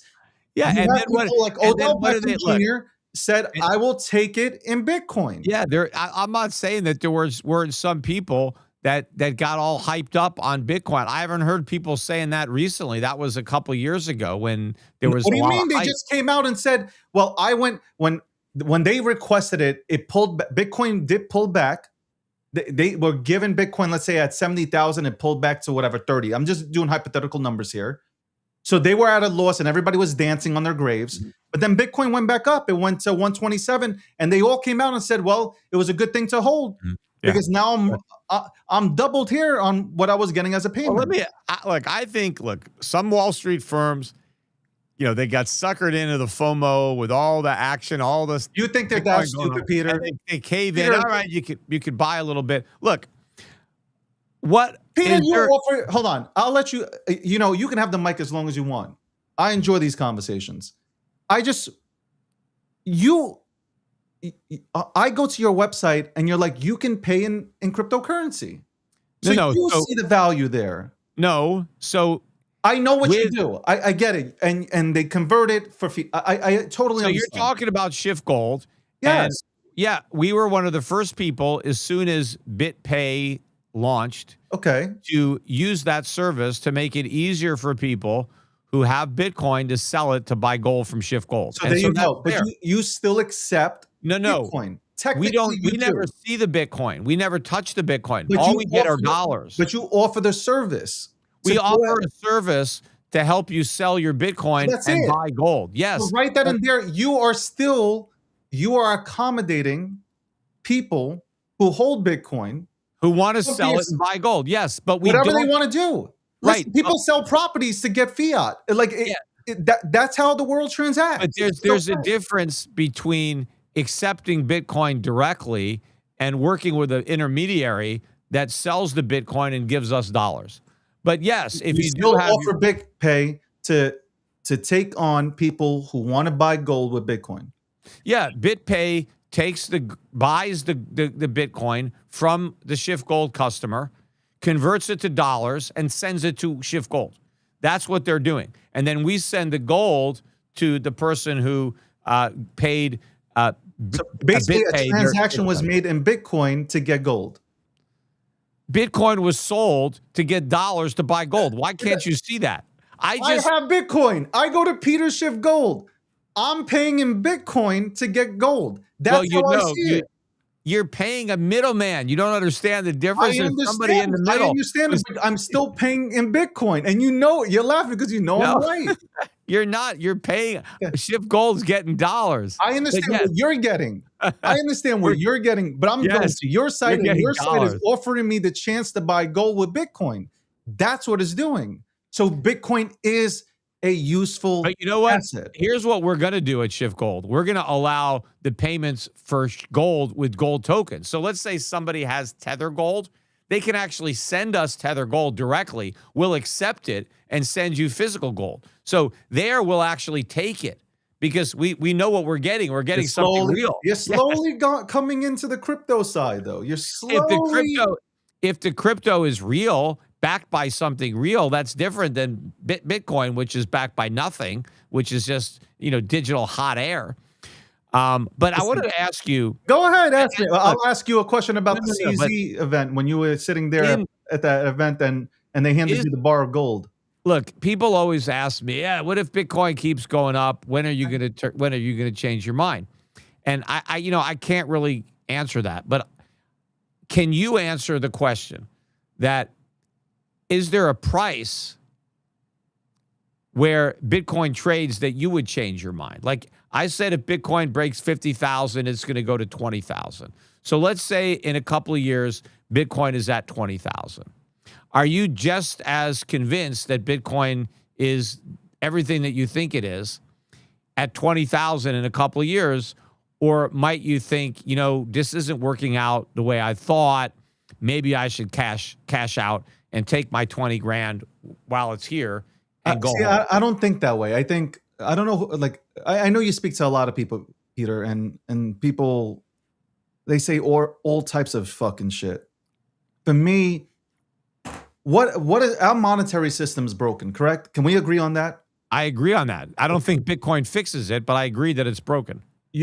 But I'm just saying here before I go to the next level into this conversation, we can agree that the monetary system is broken. It is. When you can print money out of thin air, it's broken, right? You have what are we at? $39 trillion in debt? 39.2. $39.2 trillion in debt. How is the dollar? If I have $50,000 in the bank right now, my $50,000 is not worth $50,000. It's probably like 20,000 to 30,000 Right. Well, in terms of power. it's in terms worth of- 50,000 in that it's a measure of itself, but it's the 50,000 that isn't worth what 50,000 used to be worth. Understandable, right? But So yes, you get the dollar keeps losing value. It has lost a correct. tremendous amount of value over the decades. Anybody who's held dollars, even if you held them in an interest-bearing account, you have lost a tremendous amount of your purchasing power. So If you you got rid of agree your the dollars, the if you dollar is own gold, if you own silver, if you bought real estate, if you bought stocks, if you bought tangible property, then you avoided that loss. But if you saved U.S. dollars, you got killed. That wasn't the case in the 19th century. If you held on to U.S. dollars in a bank account, you gained purchasing power over time. So a dollar in 1900 was worth more, about double what a dollar was worth in 1800 as far as your purchasing power. So savers were paid when we were on a gold standard. That worked. But ever since we went to this fiat standard, the savers get killed. And in an economy that punishes savers, you don't have as much economic growth in an economy that rewards savings, because economic growth comes from saving. That's the mother's milk of productivity. It's savings. It's under consumption. That's what finances capital investment. So a society that sacrifices its savers is sacrificing real economic growth, and that's been the problem. So Peter, my thing is, you wake up to the fact that they print money like crazy. They print money out of thin air, okay? And here's Bitcoin, where for the younger generation, we have a currency without no middleman that we can transact with. Yeah, there's Look, thousands of when others you were that you growing can do up, the it same was- thing. it was Tens gold. of thousands of others. But I'm just saying, when you were growing up, it was gold. Why not use Trump coin or Melania coin? What's You wrong with can use those? whatever, but a lot of people do, because BitPay and other companies accept, right? So you want to laugh, you open yourself up for that one, right? BitPay allows you to pay with any cryptocurrency, right? That they have listed. So I can pay with Trump coin and get some gold from you, right? Yeah, I well, can so pay if with there's an unlimited supply of competing cryptos, then what's so special about Bitcoin? Just Bitcoin because is it was special the first, because- just because it's the biggest now, that doesn't mean, things come in and out of fashion. How many people are on MySpace right now? Probably nobody. But at one point, MySpace was bigger than Facebook. And in fact, Facebook, I don't even use it anymore. Who the hell uses Facebook? People started using Instagram or People TikTok. still use Facebook. I don't use Facebook, but people use Facebook. Look, there are still a lot of people- people that use Facebook. Look, there are still people sending me emails from AOL addresses, right? There's not that many left. But at one point, AOL dominated email. That was pretty much where everybody used for email. So Bitcoin is like AOL. Yeah, somebody is going to find something bigger and better. Tastes change. Is Bitcoin the fastest? No. If I'm buying a house, I'd probably use Bitcoin. If I'm doing day-to-day transactions, I might, and this is me saying I don't care what anybody thinks. I'm using something else. I'm using a stable coin to go ahead and How many people are selling houses for Bitcoin? I know there's sometimes that happens. But Ryan Seacrest had an episode where a guy offered him, I think it was 50,000 Bitcoin for a penthouse in New York City. Yeah, 99% of the houses that are for sale are not taking Bitcoin. But yeah, you can always find. But I'm saying, like, there are people that are willing, and now I guarantee you, the guy who declined the offer would have took it back, would have ran and rewinded time and took that offer on, because he would have been up billions of dollars on a penthouse that he sold for millions. I'm sure that you would take Bitcoin for your house because you like Bitcoin. But if you have a mortgage, I'm sure you would take and you gold have for to your pay off house. the mortgage, the bank don't want Bitcoin. But if you own your home without a mortgage, What do you mean? The mortgage companies now allow you? It's going in the direction of the mortgage companies are allowing people to list Bitcoin as yes. collateral. The Trump administration has pushed Fannie and Freddie into this kind of scam where they will allow people to use, to borrow against Bitcoin. Yes, they over collateralize it rather substantially, but you're able to put up Bitcoin And instead of selling it, you're able to borrow against your Bitcoin to make a down payment on your home and still get a Fannie and Freddie approved mortgage. I mean, I think this is a big mistake. I think it's going to lead to more foreclosures and more losses for taxpayers. But this is an example of what the Trump administration is doing to try to curry favor and pay off the crypto industry for the support that they brought in his election. I think Bitcoin helps the U.S. dollar as much as the stable coin. Yeah, Bitcoin doesn't help the U.S. dollar. Bitcoin doesn't help the dollar at all. I mean, in fact, the whole purpose, the original purpose of people wanting to buy Bitcoin was to replace the dollar. The dollar was doomed. Bitcoin, you buy Bitcoin, because the dollar is going to go down. Now people are saying that Bitcoin helps. I grew up in the OG era. That was not the thought process. You're getting that from the crazy ass Bitcoin maxis that sit in spaces all day, saying that Bitcoin's going to replace the dollar, that is. Look, if you're going to say that Bitcoin is going to strengthen the dollar, then Bitcoin is its own worst enemy from that respect. Because if the dollar is strong, then why have Bitcoin? If the dollar is so good, then just get a U.S. dollar stable coin. It's so much easier than Bitcoin. Listen, you have to at least believe the dollar is going to go down to want an alternative. If you think the dollar is king, then you don't need an alternative. I just don't believe the dollar is going to disappear, but you do need an alternative. And I have you got one. Bitcoin Gold. as that. Gold's an I alternative. I look at Bitcoin the same way you look at your gold. It's my savings account. That's it. And maybe because I'm spoiled and I live in America, that I just choose to collect Bitcoin, and I can do that, and I don't need to spend it. But you know what? Other countries, banana republics, they are using Bitcoin to transact. Well, they're probably more likely to use stable coins. It's a lot easier. Again, Bitcoin there are is a people lot that are more using volatile. Bitcoin. I'm And sure it's there are people slower and using more expensive. But you see, there is a reason why people have gone away from this broken ass monetary system, and they have gone to Bitcoin and even. Well, most people have not gotten away from it yet. Now, I agree. I think eventually that may happen, but the vast majority. You don't think people have used Bitcoin in Russia or in Eastern Europe or in Venezuela? Most of the use for Bitcoin is for trading. No, it's not true. Yes, it is. That's the use case. It's buying and selling and holding it, hodling it, because you think you're going to get rich. A very small American perspective. Percentage. That is an American perspective. Americans have most of the Bitcoin. How do you? We don't know that. Yes. No. We don't know that at all. Well, I don't know. That's what I read online. That more than half the Bitcoin. And you said don't read anything online. You were the first one. Well, you're the one that reads what they say in the papers. Well, just go ask AI who owns most of the Bitcoin. Oh, yeah, I'm going to believe AI. Okay, AI has their own. And by the way, well, maybe they do it by using IP addresses. I don't know, but I mean that's the estimate. I don't.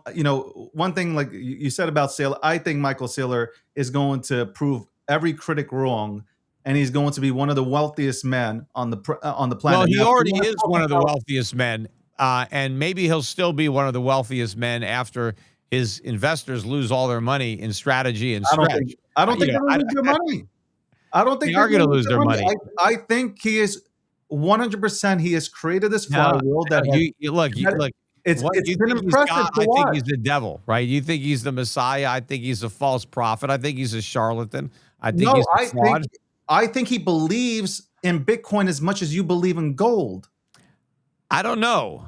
I mean, maybe he believes in it and maybe he doesn't. Can't you give him some credit? Can't you say, you know what?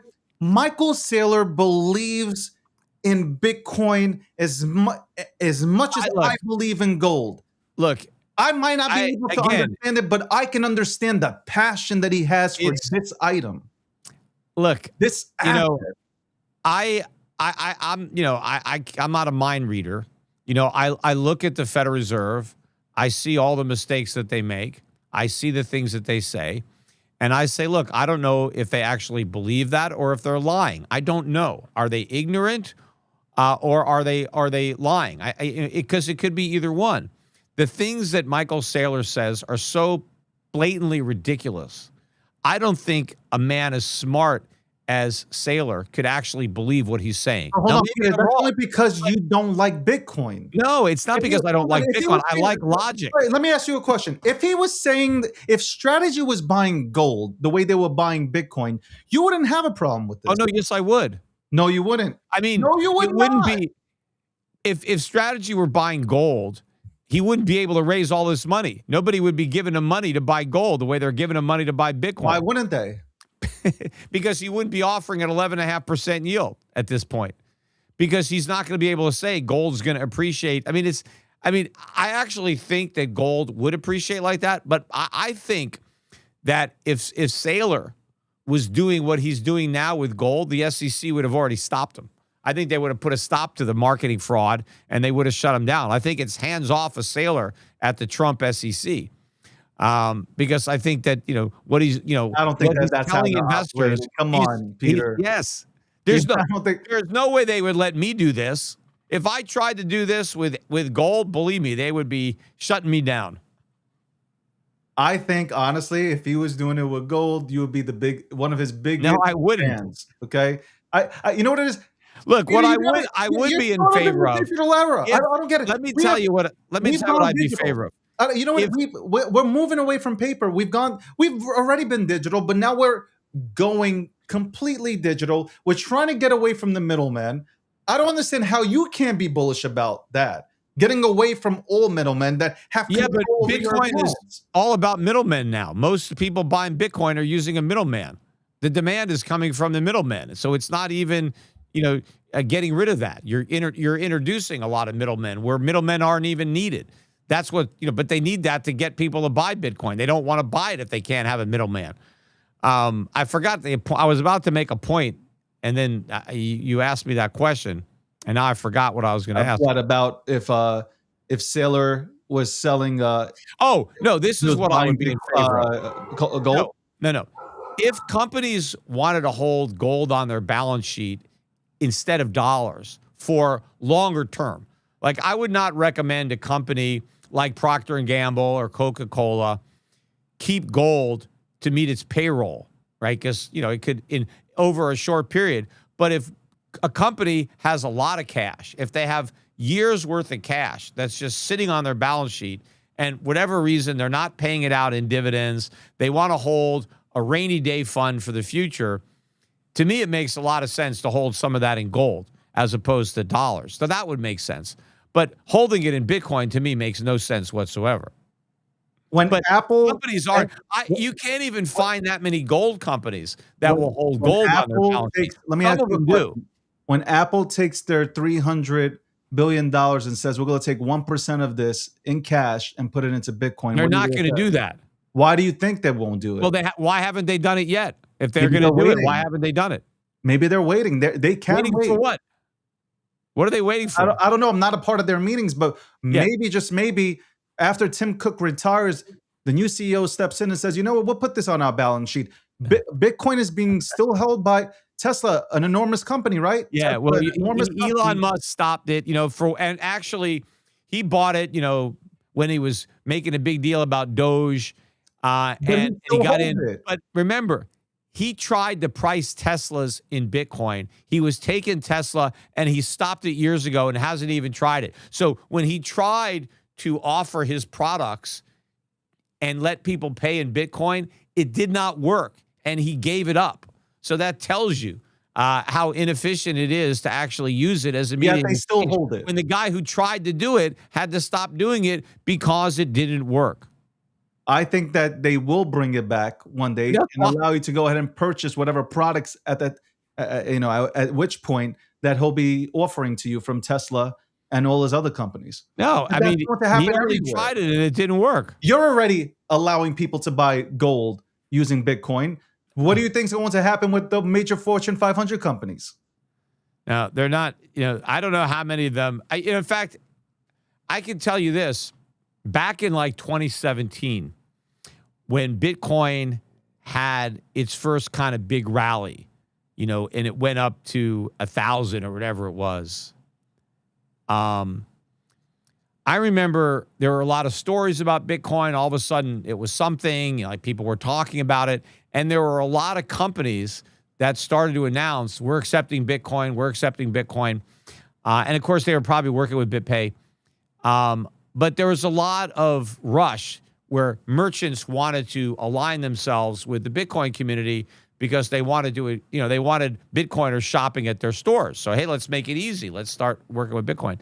But I think fewer companies today are actually doing that than back then because it's already worn off. I mean, people that have Bitcoin don't want to spend it. They want to hodl it. They don't want to use it to buy shit. So, Peter, you are literally talking about Americans. We are spoiled. Right, but if you're not in America, use that we can hold. But if you're not, hold on, Peter. When we have everybody, forget about even the institutional cats. I don't really care about them. We have always said before institutions started to make their way in here that Bitcoin's going to hit $1 million. Now you have institutional players. I named Kathy Wood. She's gone out there. She said that it's going to go to $1 million. She's bullshitting too, talking her book. But if you are, Larry Finn, what about Larry Finn? BlackRock. Tell me about BlackRock. Yeah, they're still in their crypto ETFs that they're managing, and so they're lying to their clients. But let me address your point. And then I got to go. Can't get away from that. I got to Vanguard and all these people lying to their clients. I want to make this one point, and then I got to go because I got a 2:30 and it's 2:14. No but if I'm living in someplace in Africa where they don't have a legitimate government or a decent currency, and I'm looking for an alternative way to buy and sell, and I can have Bitcoin or I can have a U.S. dollar stablecoin. The U.S. dollar stablecoin is much better than Bitcoin because it has more day-to-day stability and it is easier to use. It is cheaper to use. It is quicker to use. So in that respect, if your primary motivation is an alternative form of a medium of exchange, then you're not going to pick Bitcoin. You're going to pick a U.S. dollar stablecoin. If your main goal is just a store of value, well, then you're going to pick gold. You're not going to pick Bitcoin. If you're an American looking for a store of value, that's what you would do. You're not going to go. So I don't really see the use case anywhere for Bitcoin when you have a better alternative for medium exchange and you have a better alternative as a store of value. Now, gold can actually be both if you tokenize it. So I think ultimately that guy in Africa may decide to use gold, as opposed to regular Tether. He might think, well, I'll just use Tether gold. Maybe he wants to hold his Bitcoin and he'd rather use Tether to go ahead and make a transaction. But hold his Bitcoin for what?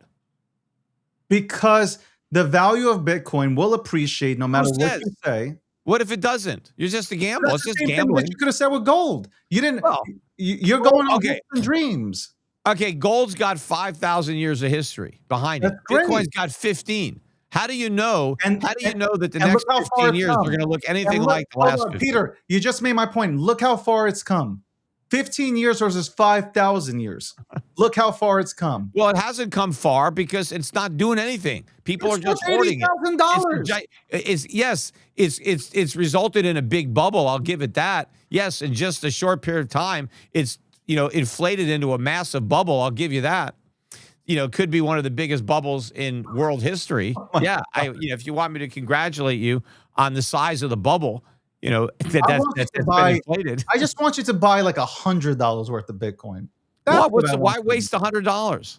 You said it was worth $100. No, but you want to sell me one of your Bitcoin for $100? I'll pay you $100 for Bitcoin. I'll sell you. I'll sell you $100 worth of Satoshis. Yeah, but why would I want? They're not worth $100. You said it's worth $100. No, yes, but the price is $70,000, $70,000. So maybe when the price is $100, then you can tell me to go buy some. But I'm not going to pay $70,000 for something that I think might only be worth $100. Why would I do that? Peter, I have fun with that conversation. I got to tell you, I have fun watching you. I have fun when you come onto the program. I hope, David, at a minimum, you sell some of your Bitcoin as a result of the things that I'm saying, just in case I'm right. And your audience should sell some of their Well, Bitcoin. hold on, And Peter. I Let me will ask make you a it question. easy. Shift Gold makes it easy to sell some of your Bitcoin. Okay, I So, will buy my gold. Next time I make another gold purchase, I will buy it from you. I what do you will mean? use, You didn't buy your last gold from me? you know what?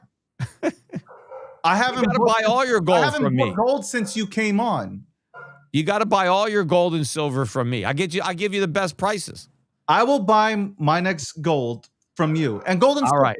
to be exact. I'll buy from you, no problem. I will use some of my Bitcoin since you say all I do is hodl. I will use some of my Bitcoin to do so because Even better. Even better. you Kill two offer birds with that one ability stone. for me to buy gold. Yeah. Okay.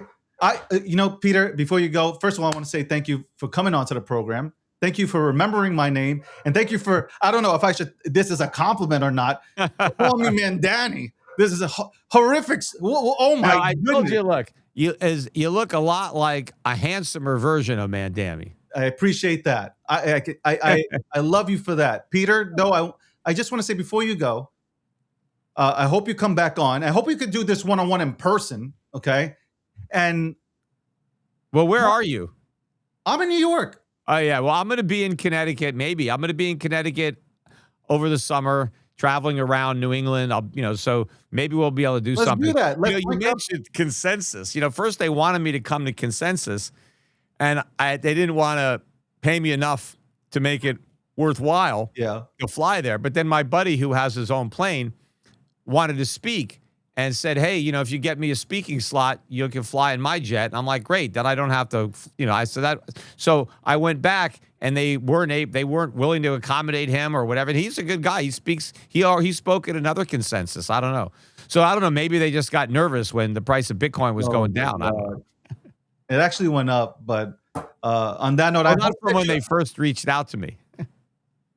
I hope I will send you a link to where you can buy $100 in Bitcoin, and I hope you do because I think you'll feel better. No, I think you'll feel better about it. I might be willing to pay $100 for a Bitcoin, but I'm not gonna spend $100 to buy $70,000 Bitcoin. That ain't happening. Or $80,000 Bitcoin. It said 80,000, not 70. That's 80. I think Even worse. I think we can agree, Peter. Though it is good to diversify. Some people like Bitcoin, like myself, and some people want to be in gold, and that's fine, right? Diversification in general is good, but it depends on what you're diversifying into. So, it's not like just buying anything qualifies as good diversification, right? There's good diversification and bad diversification. Peter, before you go, last question, real quick question. What happens when you're wrong? About Bitcoin? Yeah, no, it's an honest question. Like, what happens when you're wrong? Well, you've already seen. Look, Bitcoin is at 80,000, right? I don't own any. And No, clearly, but what happens when it actually goes to 1 million? Like, what happens then? Like, well, I don't know. I mean, what happens at 80,000? I mean, I was telling people not to buy it at 10,000, and here it is 8 times as high.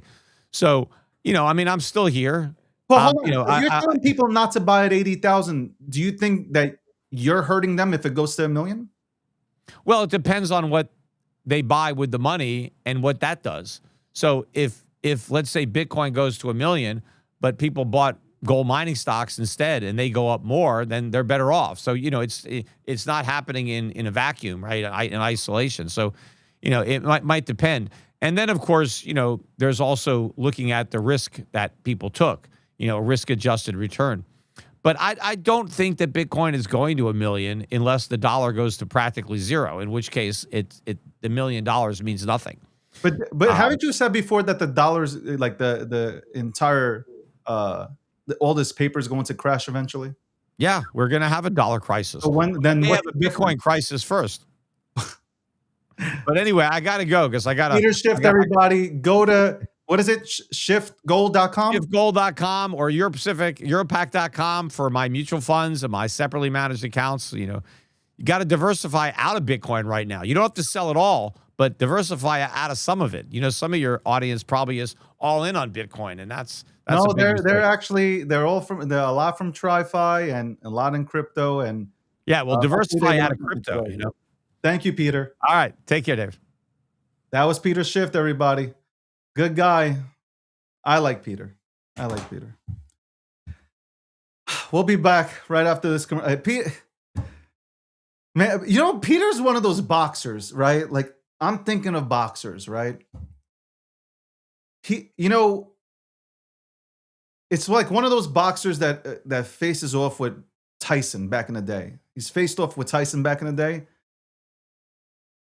He's the type of guy who takes you into the deep water, into the late rounds, man. He's not gonna give up. He won't give up. There's no middle ground here with Peter. He's either gonna be right or he's gonna be very wrong. And I obviously believe he's going to be wrong, because Bitcoin is really an asset for us, the younger generation. I'm not calling Peter old, by the way, either. I'm just saying the younger generation that has had the system fail us, because it's the truth. They print out money. All these people are being saved. The banks are being saved. Spirit Airlines wanted to be saved, $500 million. Yet the people, the American people, aren't being saved. They won't print out money for the American people to be saved. What, a $2,000 stimulus check? What is that going to get you in New York? That's one day of food in New York. So just maybe understand why we talk about Bitcoin the way we do. You're not going to carry gold into CVS or into Costco to go ahead and make a purchase. You might buy gold, but you might buy gold from Costco. So hold on. You might buy gold from Costco because they got the bars there. You can buy 4 bars a day. I can't believe this. I'm talking about gold. But listen, I'm diversified. I'm not in just... I speak crypto all the time and I love Bitcoin. That's the asset, man, to have. I just have a different opinion here. Like, I think that you can have everything and there's no problem with it. You go win on things, you go lose on things. Nothing's guaranteed. I just feel bad. Peter doesn't have Bitcoin. We'll be right back after this commercial break. What first got you excited about blockchains? Think about it. Oh, wait. I bet it wasn't multi-million-dollar hacks, exposed data, or finding somewhere safe to store your seed phrase. Was it?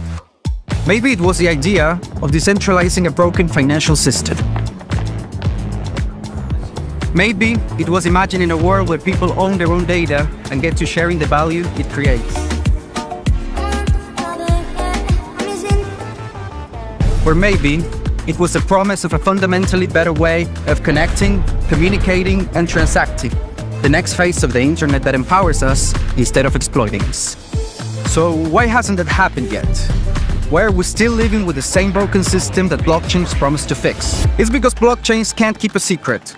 Enabling open, transparent systems was only the first half of the challenge. For blockchains to really change the world, they also have to be able to protect our sensitive data when it matters. And that's why we built Midnight, to bring down the final barrier to mass adoption and unlock the full potential of the decentralized web. Let's build the internet we deserve, together. Ladies and gentlemen, we all know this in crypto. Ownership matters. That's why Cake Wallet. Cake Wallet gives you full control of your digital assets, all in one easy-to-use application.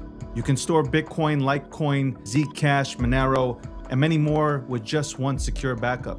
Swap between coins in seconds. No copying addresses, no complicated steps, and even includes Bitcoin Lightning for faster payments. And with Cake Wallet built in, you can use crypto in real life through debit cards or gift cards. Simple, secure, self-custody. Download Cake Wallet and take control of your crypto.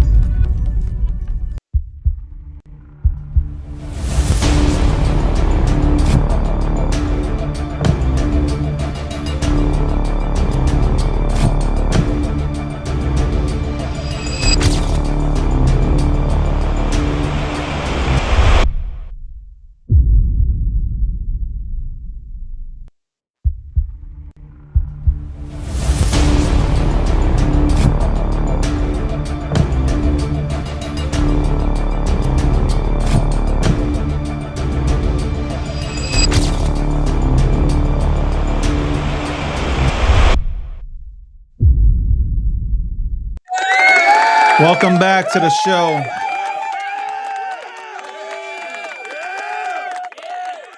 That was Peter Schiff. It was on just now.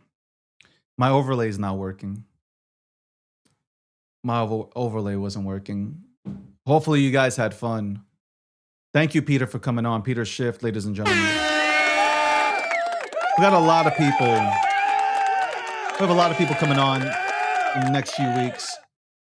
Because I'm back to, hey, let's bring on some guests. Because, enough of me talking. I think the problem, the disconnect here is that Bitcoin isn't explained correctly. Some people have missed out on it. I mean, Peter knew about Bitcoin in its early days. He didn't get into it, so he missed. So I don't know if he's bitter about that. I really do believe that Peter believes in gold. Like, he is stuck on gold. I obviously don't agree with him when he says, and I told him that. I don't agree with what he says about Michael Saylor. I think Michael Saylor is one of the biggest advocates for Bitcoin and has made it possible for more people to get into Bitcoin. So,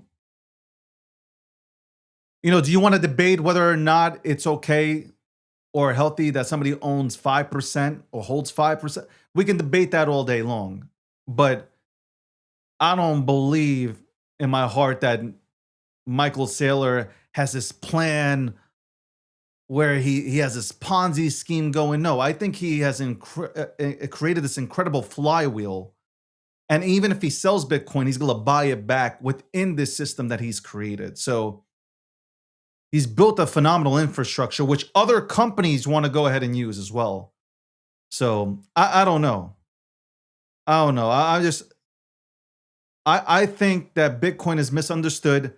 It's at $80,000 for a reason, because there's belief in it. People, you can't tell people that it's worthless. You can't say that something is worthless when the price is at $80,000. Like, it's worth something. It's obviously worth something. It's worth something to the general public. The people that buy Bitcoin, it's worth something to them. It's easy to say something isn't worth it. Maybe to you. Maybe you don't like Ferraris, but to somebody else, they like it. They like a Ferrari. They like a 458. Okay. Some people like Huracans. Some people don't. You can't tell people what they should and shouldn't like. And this is the same thing that I said about the institutions. Institutions told their clients not to get into Bitcoin. Go look at it. All these institutions did not offer Bitcoin to their clients. They told them Bitcoin is dog shit. And now these are the same people that are offering them Bitcoin. So they did absolute horrible damage to their own clientele, because they could have had their clientele get in early. Some of their clientele could have got in at 3,000, 5,000, 7,000. But they were telling them that it was rat poison.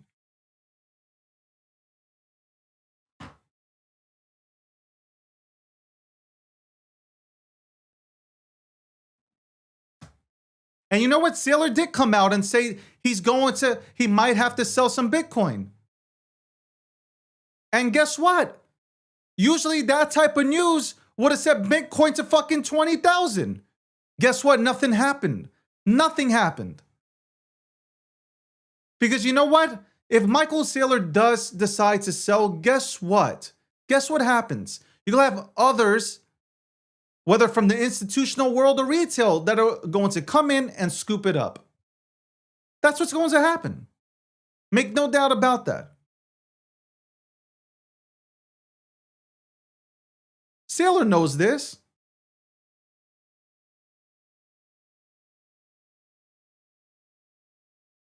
I'm going to bring Michael on. I'm going to bring Michael on next month. Or maybe, you know what? Maybe I'll bring him on this month. I'm going to call Michael. Call Saylor up, and I'm going to ask him to come on the show.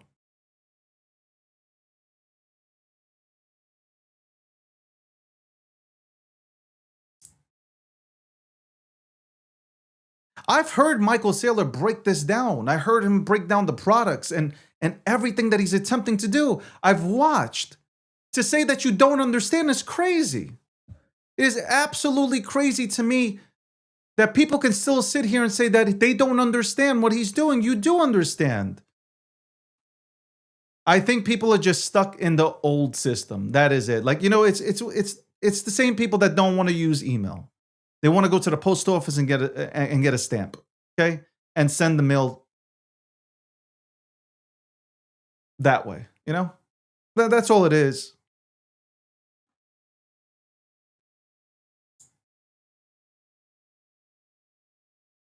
That's all it is.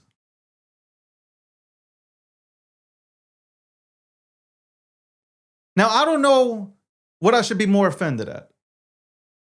Though I can't be offended because he said, you are a more good-looking version of Mandani. And look,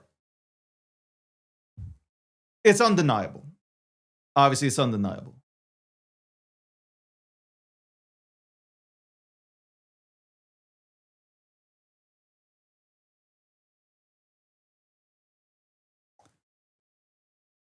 Peter couldn't get out of what I said to him, though. SchiffGold.com accepts Bitcoin and cryptocurrencies.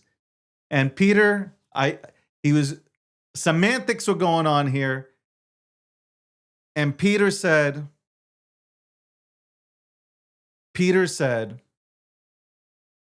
well, they transfer it into fiat for me. Bro, you accept Bitcoin. That's it. You accept cryptocurrency. And it's okay. It's okay. I will say, though, Peter is definitely living that good life because the tan is impeccable.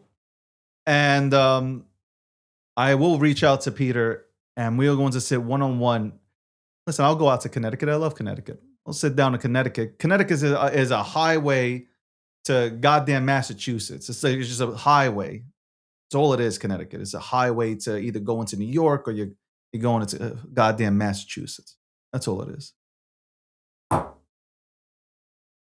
That is. And I hope you got chat. Let me know, what did you think about it? What did you think about today's conversation with me and Peter? What'd you think? What'd you think about it? You had fun? Meanwhile, I don't know why. It's only when Peter Schiff comes on. Not saying that it doesn't happen with other people, but when Peter comes on, all three monitors kept going out. And if you watched me, I kept on going like, I'm looking to the side, not because I'm like not trying to look into the camera. I am trying to fix the monitor.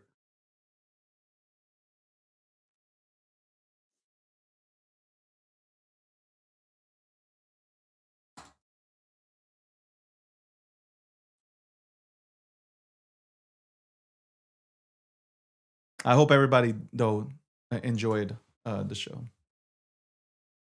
Sponsored by the way, overlay's not working today. We will have that fixed up. That my editor will make sure. We're going to take this entire stream.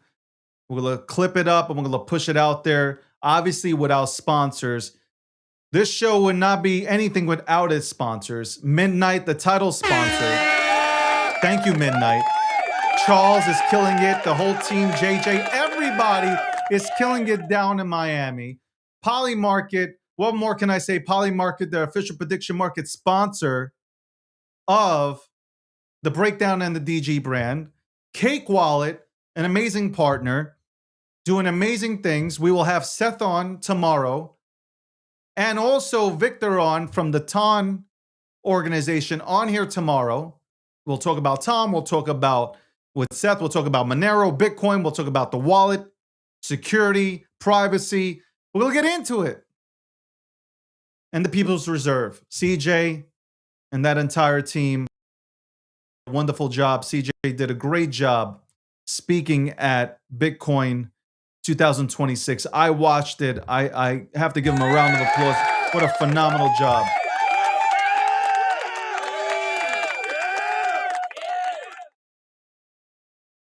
We will bring on more women. Some of my favorite guests have been women. Perry Ann Boring has been I'm gonna bring it back this month. We got to talk because we are getting close to the Clarity Act apparently being passed. So I want to go ahead and talk to Parianne about that. We will bring on Kathy Woods. We'll bring her on. Don't worry, I got it all planned out.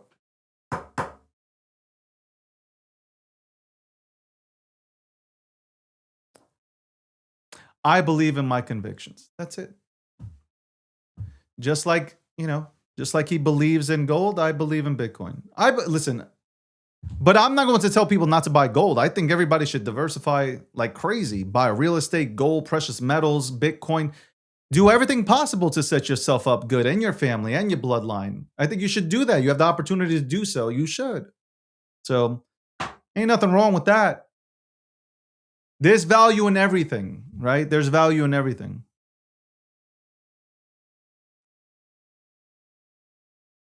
And you know what? I want to find more guests, not just notable names, because we'll bring that on, but I want to find more people that aren't so known but are smart. So if you know anybody like that, shoot me. Don't shoot me, but go to davidgockstein.com, fill out the form, and let's see if we bring you on or not. But I want to bring on like really intelligent cats that want to touch on not just money. It could be anything. Fly fishing. Okay? For Christ's sakes, it could be fly fishing.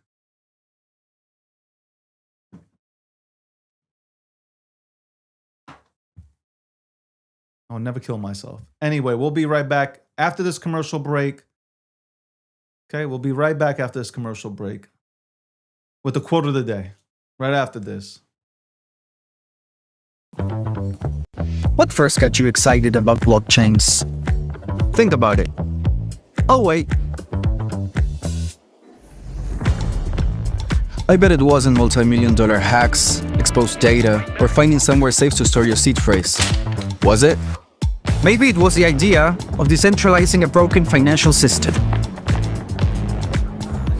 Maybe it was imagining a world where people own their own data and get to sharing the value it creates.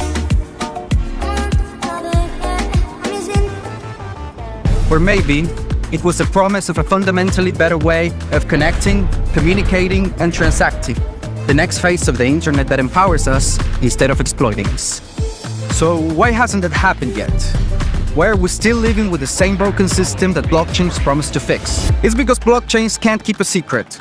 Enabling open, transparent systems was only the first half of the challenge. For blockchains to really change the world, they also have to be able to protect our sensitive data when it matters.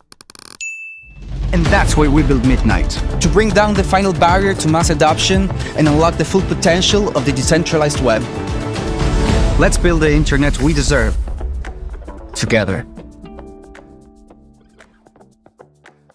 Ladies and gentlemen, we all know this in crypto. Ownership matters. That's why Cake Wallet. Cake Wallet gives you full control of your digital assets, all in one easy-to-use application.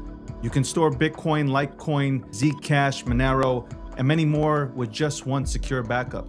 Swap between coins in seconds. No copying addresses, no complicated steps, and even includes Bitcoin Lightning for faster payments. And with Cake Wallet built in, you can use crypto in real life through debit cards or gift cards.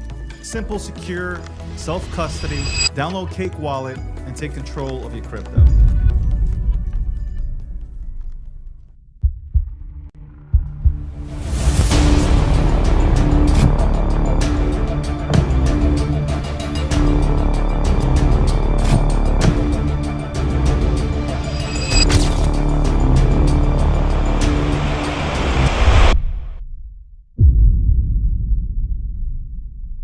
Ladies and gentlemen, we all...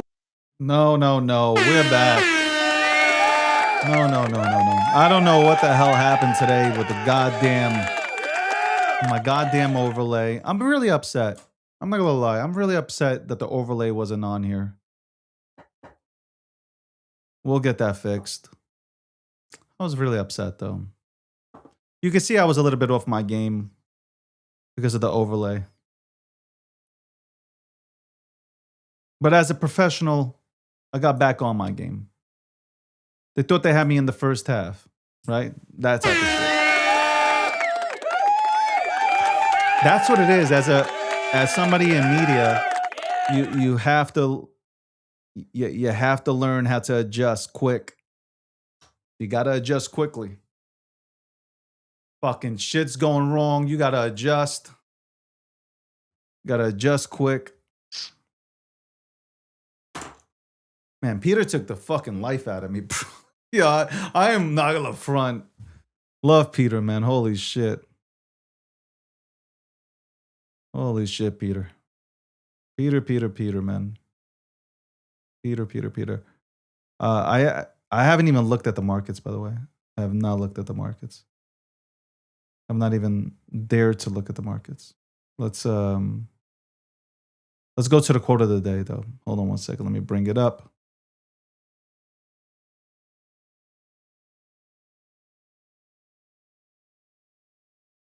Let me bring up.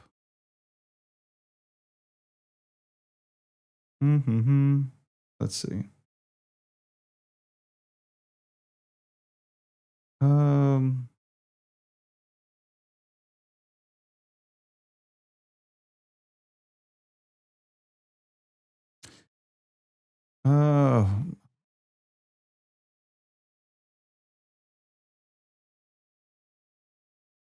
right, let's go with this. Quote of the day is, you let your bad days affect you too much. Don't let your good days affect you enough. Fix that. There you go.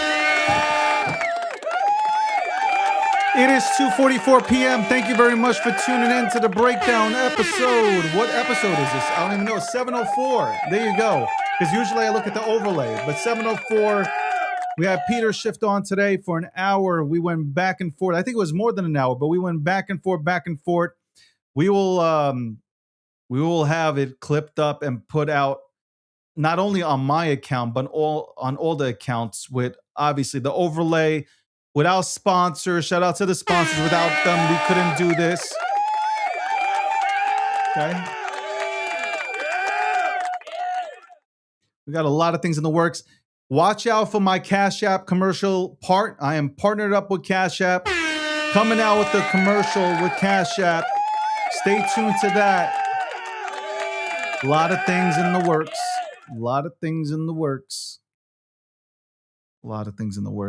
But I will be back with 705 tomorrow. We got 2 guests on. We might have 3. I don't know. Landy? Where is Landy? Landy didn't even tell me he wasn't coming. Crazy work. Anyway, if you didn't catch Landy's market update, go ahead and go to his goddamn account on Twitter at CryptoLandy, and go check that out. All right. Unbelievable horseshit. Absolute horseshit. Anyway, guys, again, thank you for tuning in on TikTok, Twitter, wherever you've tuned in from. Thank you very much for your support. I appreciate you guys. We only go higher from here. By the way, I was thinking, should I come on here tonight and I was thinking of doing like the $1 million challenge, where I only have like 2 hours to make $1 million. Is that even fucking possible? Or maybe I should lower the expectation. Let's say I come on here and I do an episode. No, I do a challenge to where I got to make $100,000 trading within like 3 to 4 hours. Should I do that? Let me know. Let me know if I should do that. Hit me in the DMs. All right. On that note, guys, it is beautiful outside. I'm going outside after I take a few phone calls, but I'm going to go outside, tan my nuts. You already know what time it is. And then we'll be back tomorrow, 7:05. Thank you so much. 7:05 being the episode. We'll be back at 12 p.m. Eastern Standard Time. Thank you very much. I'm out.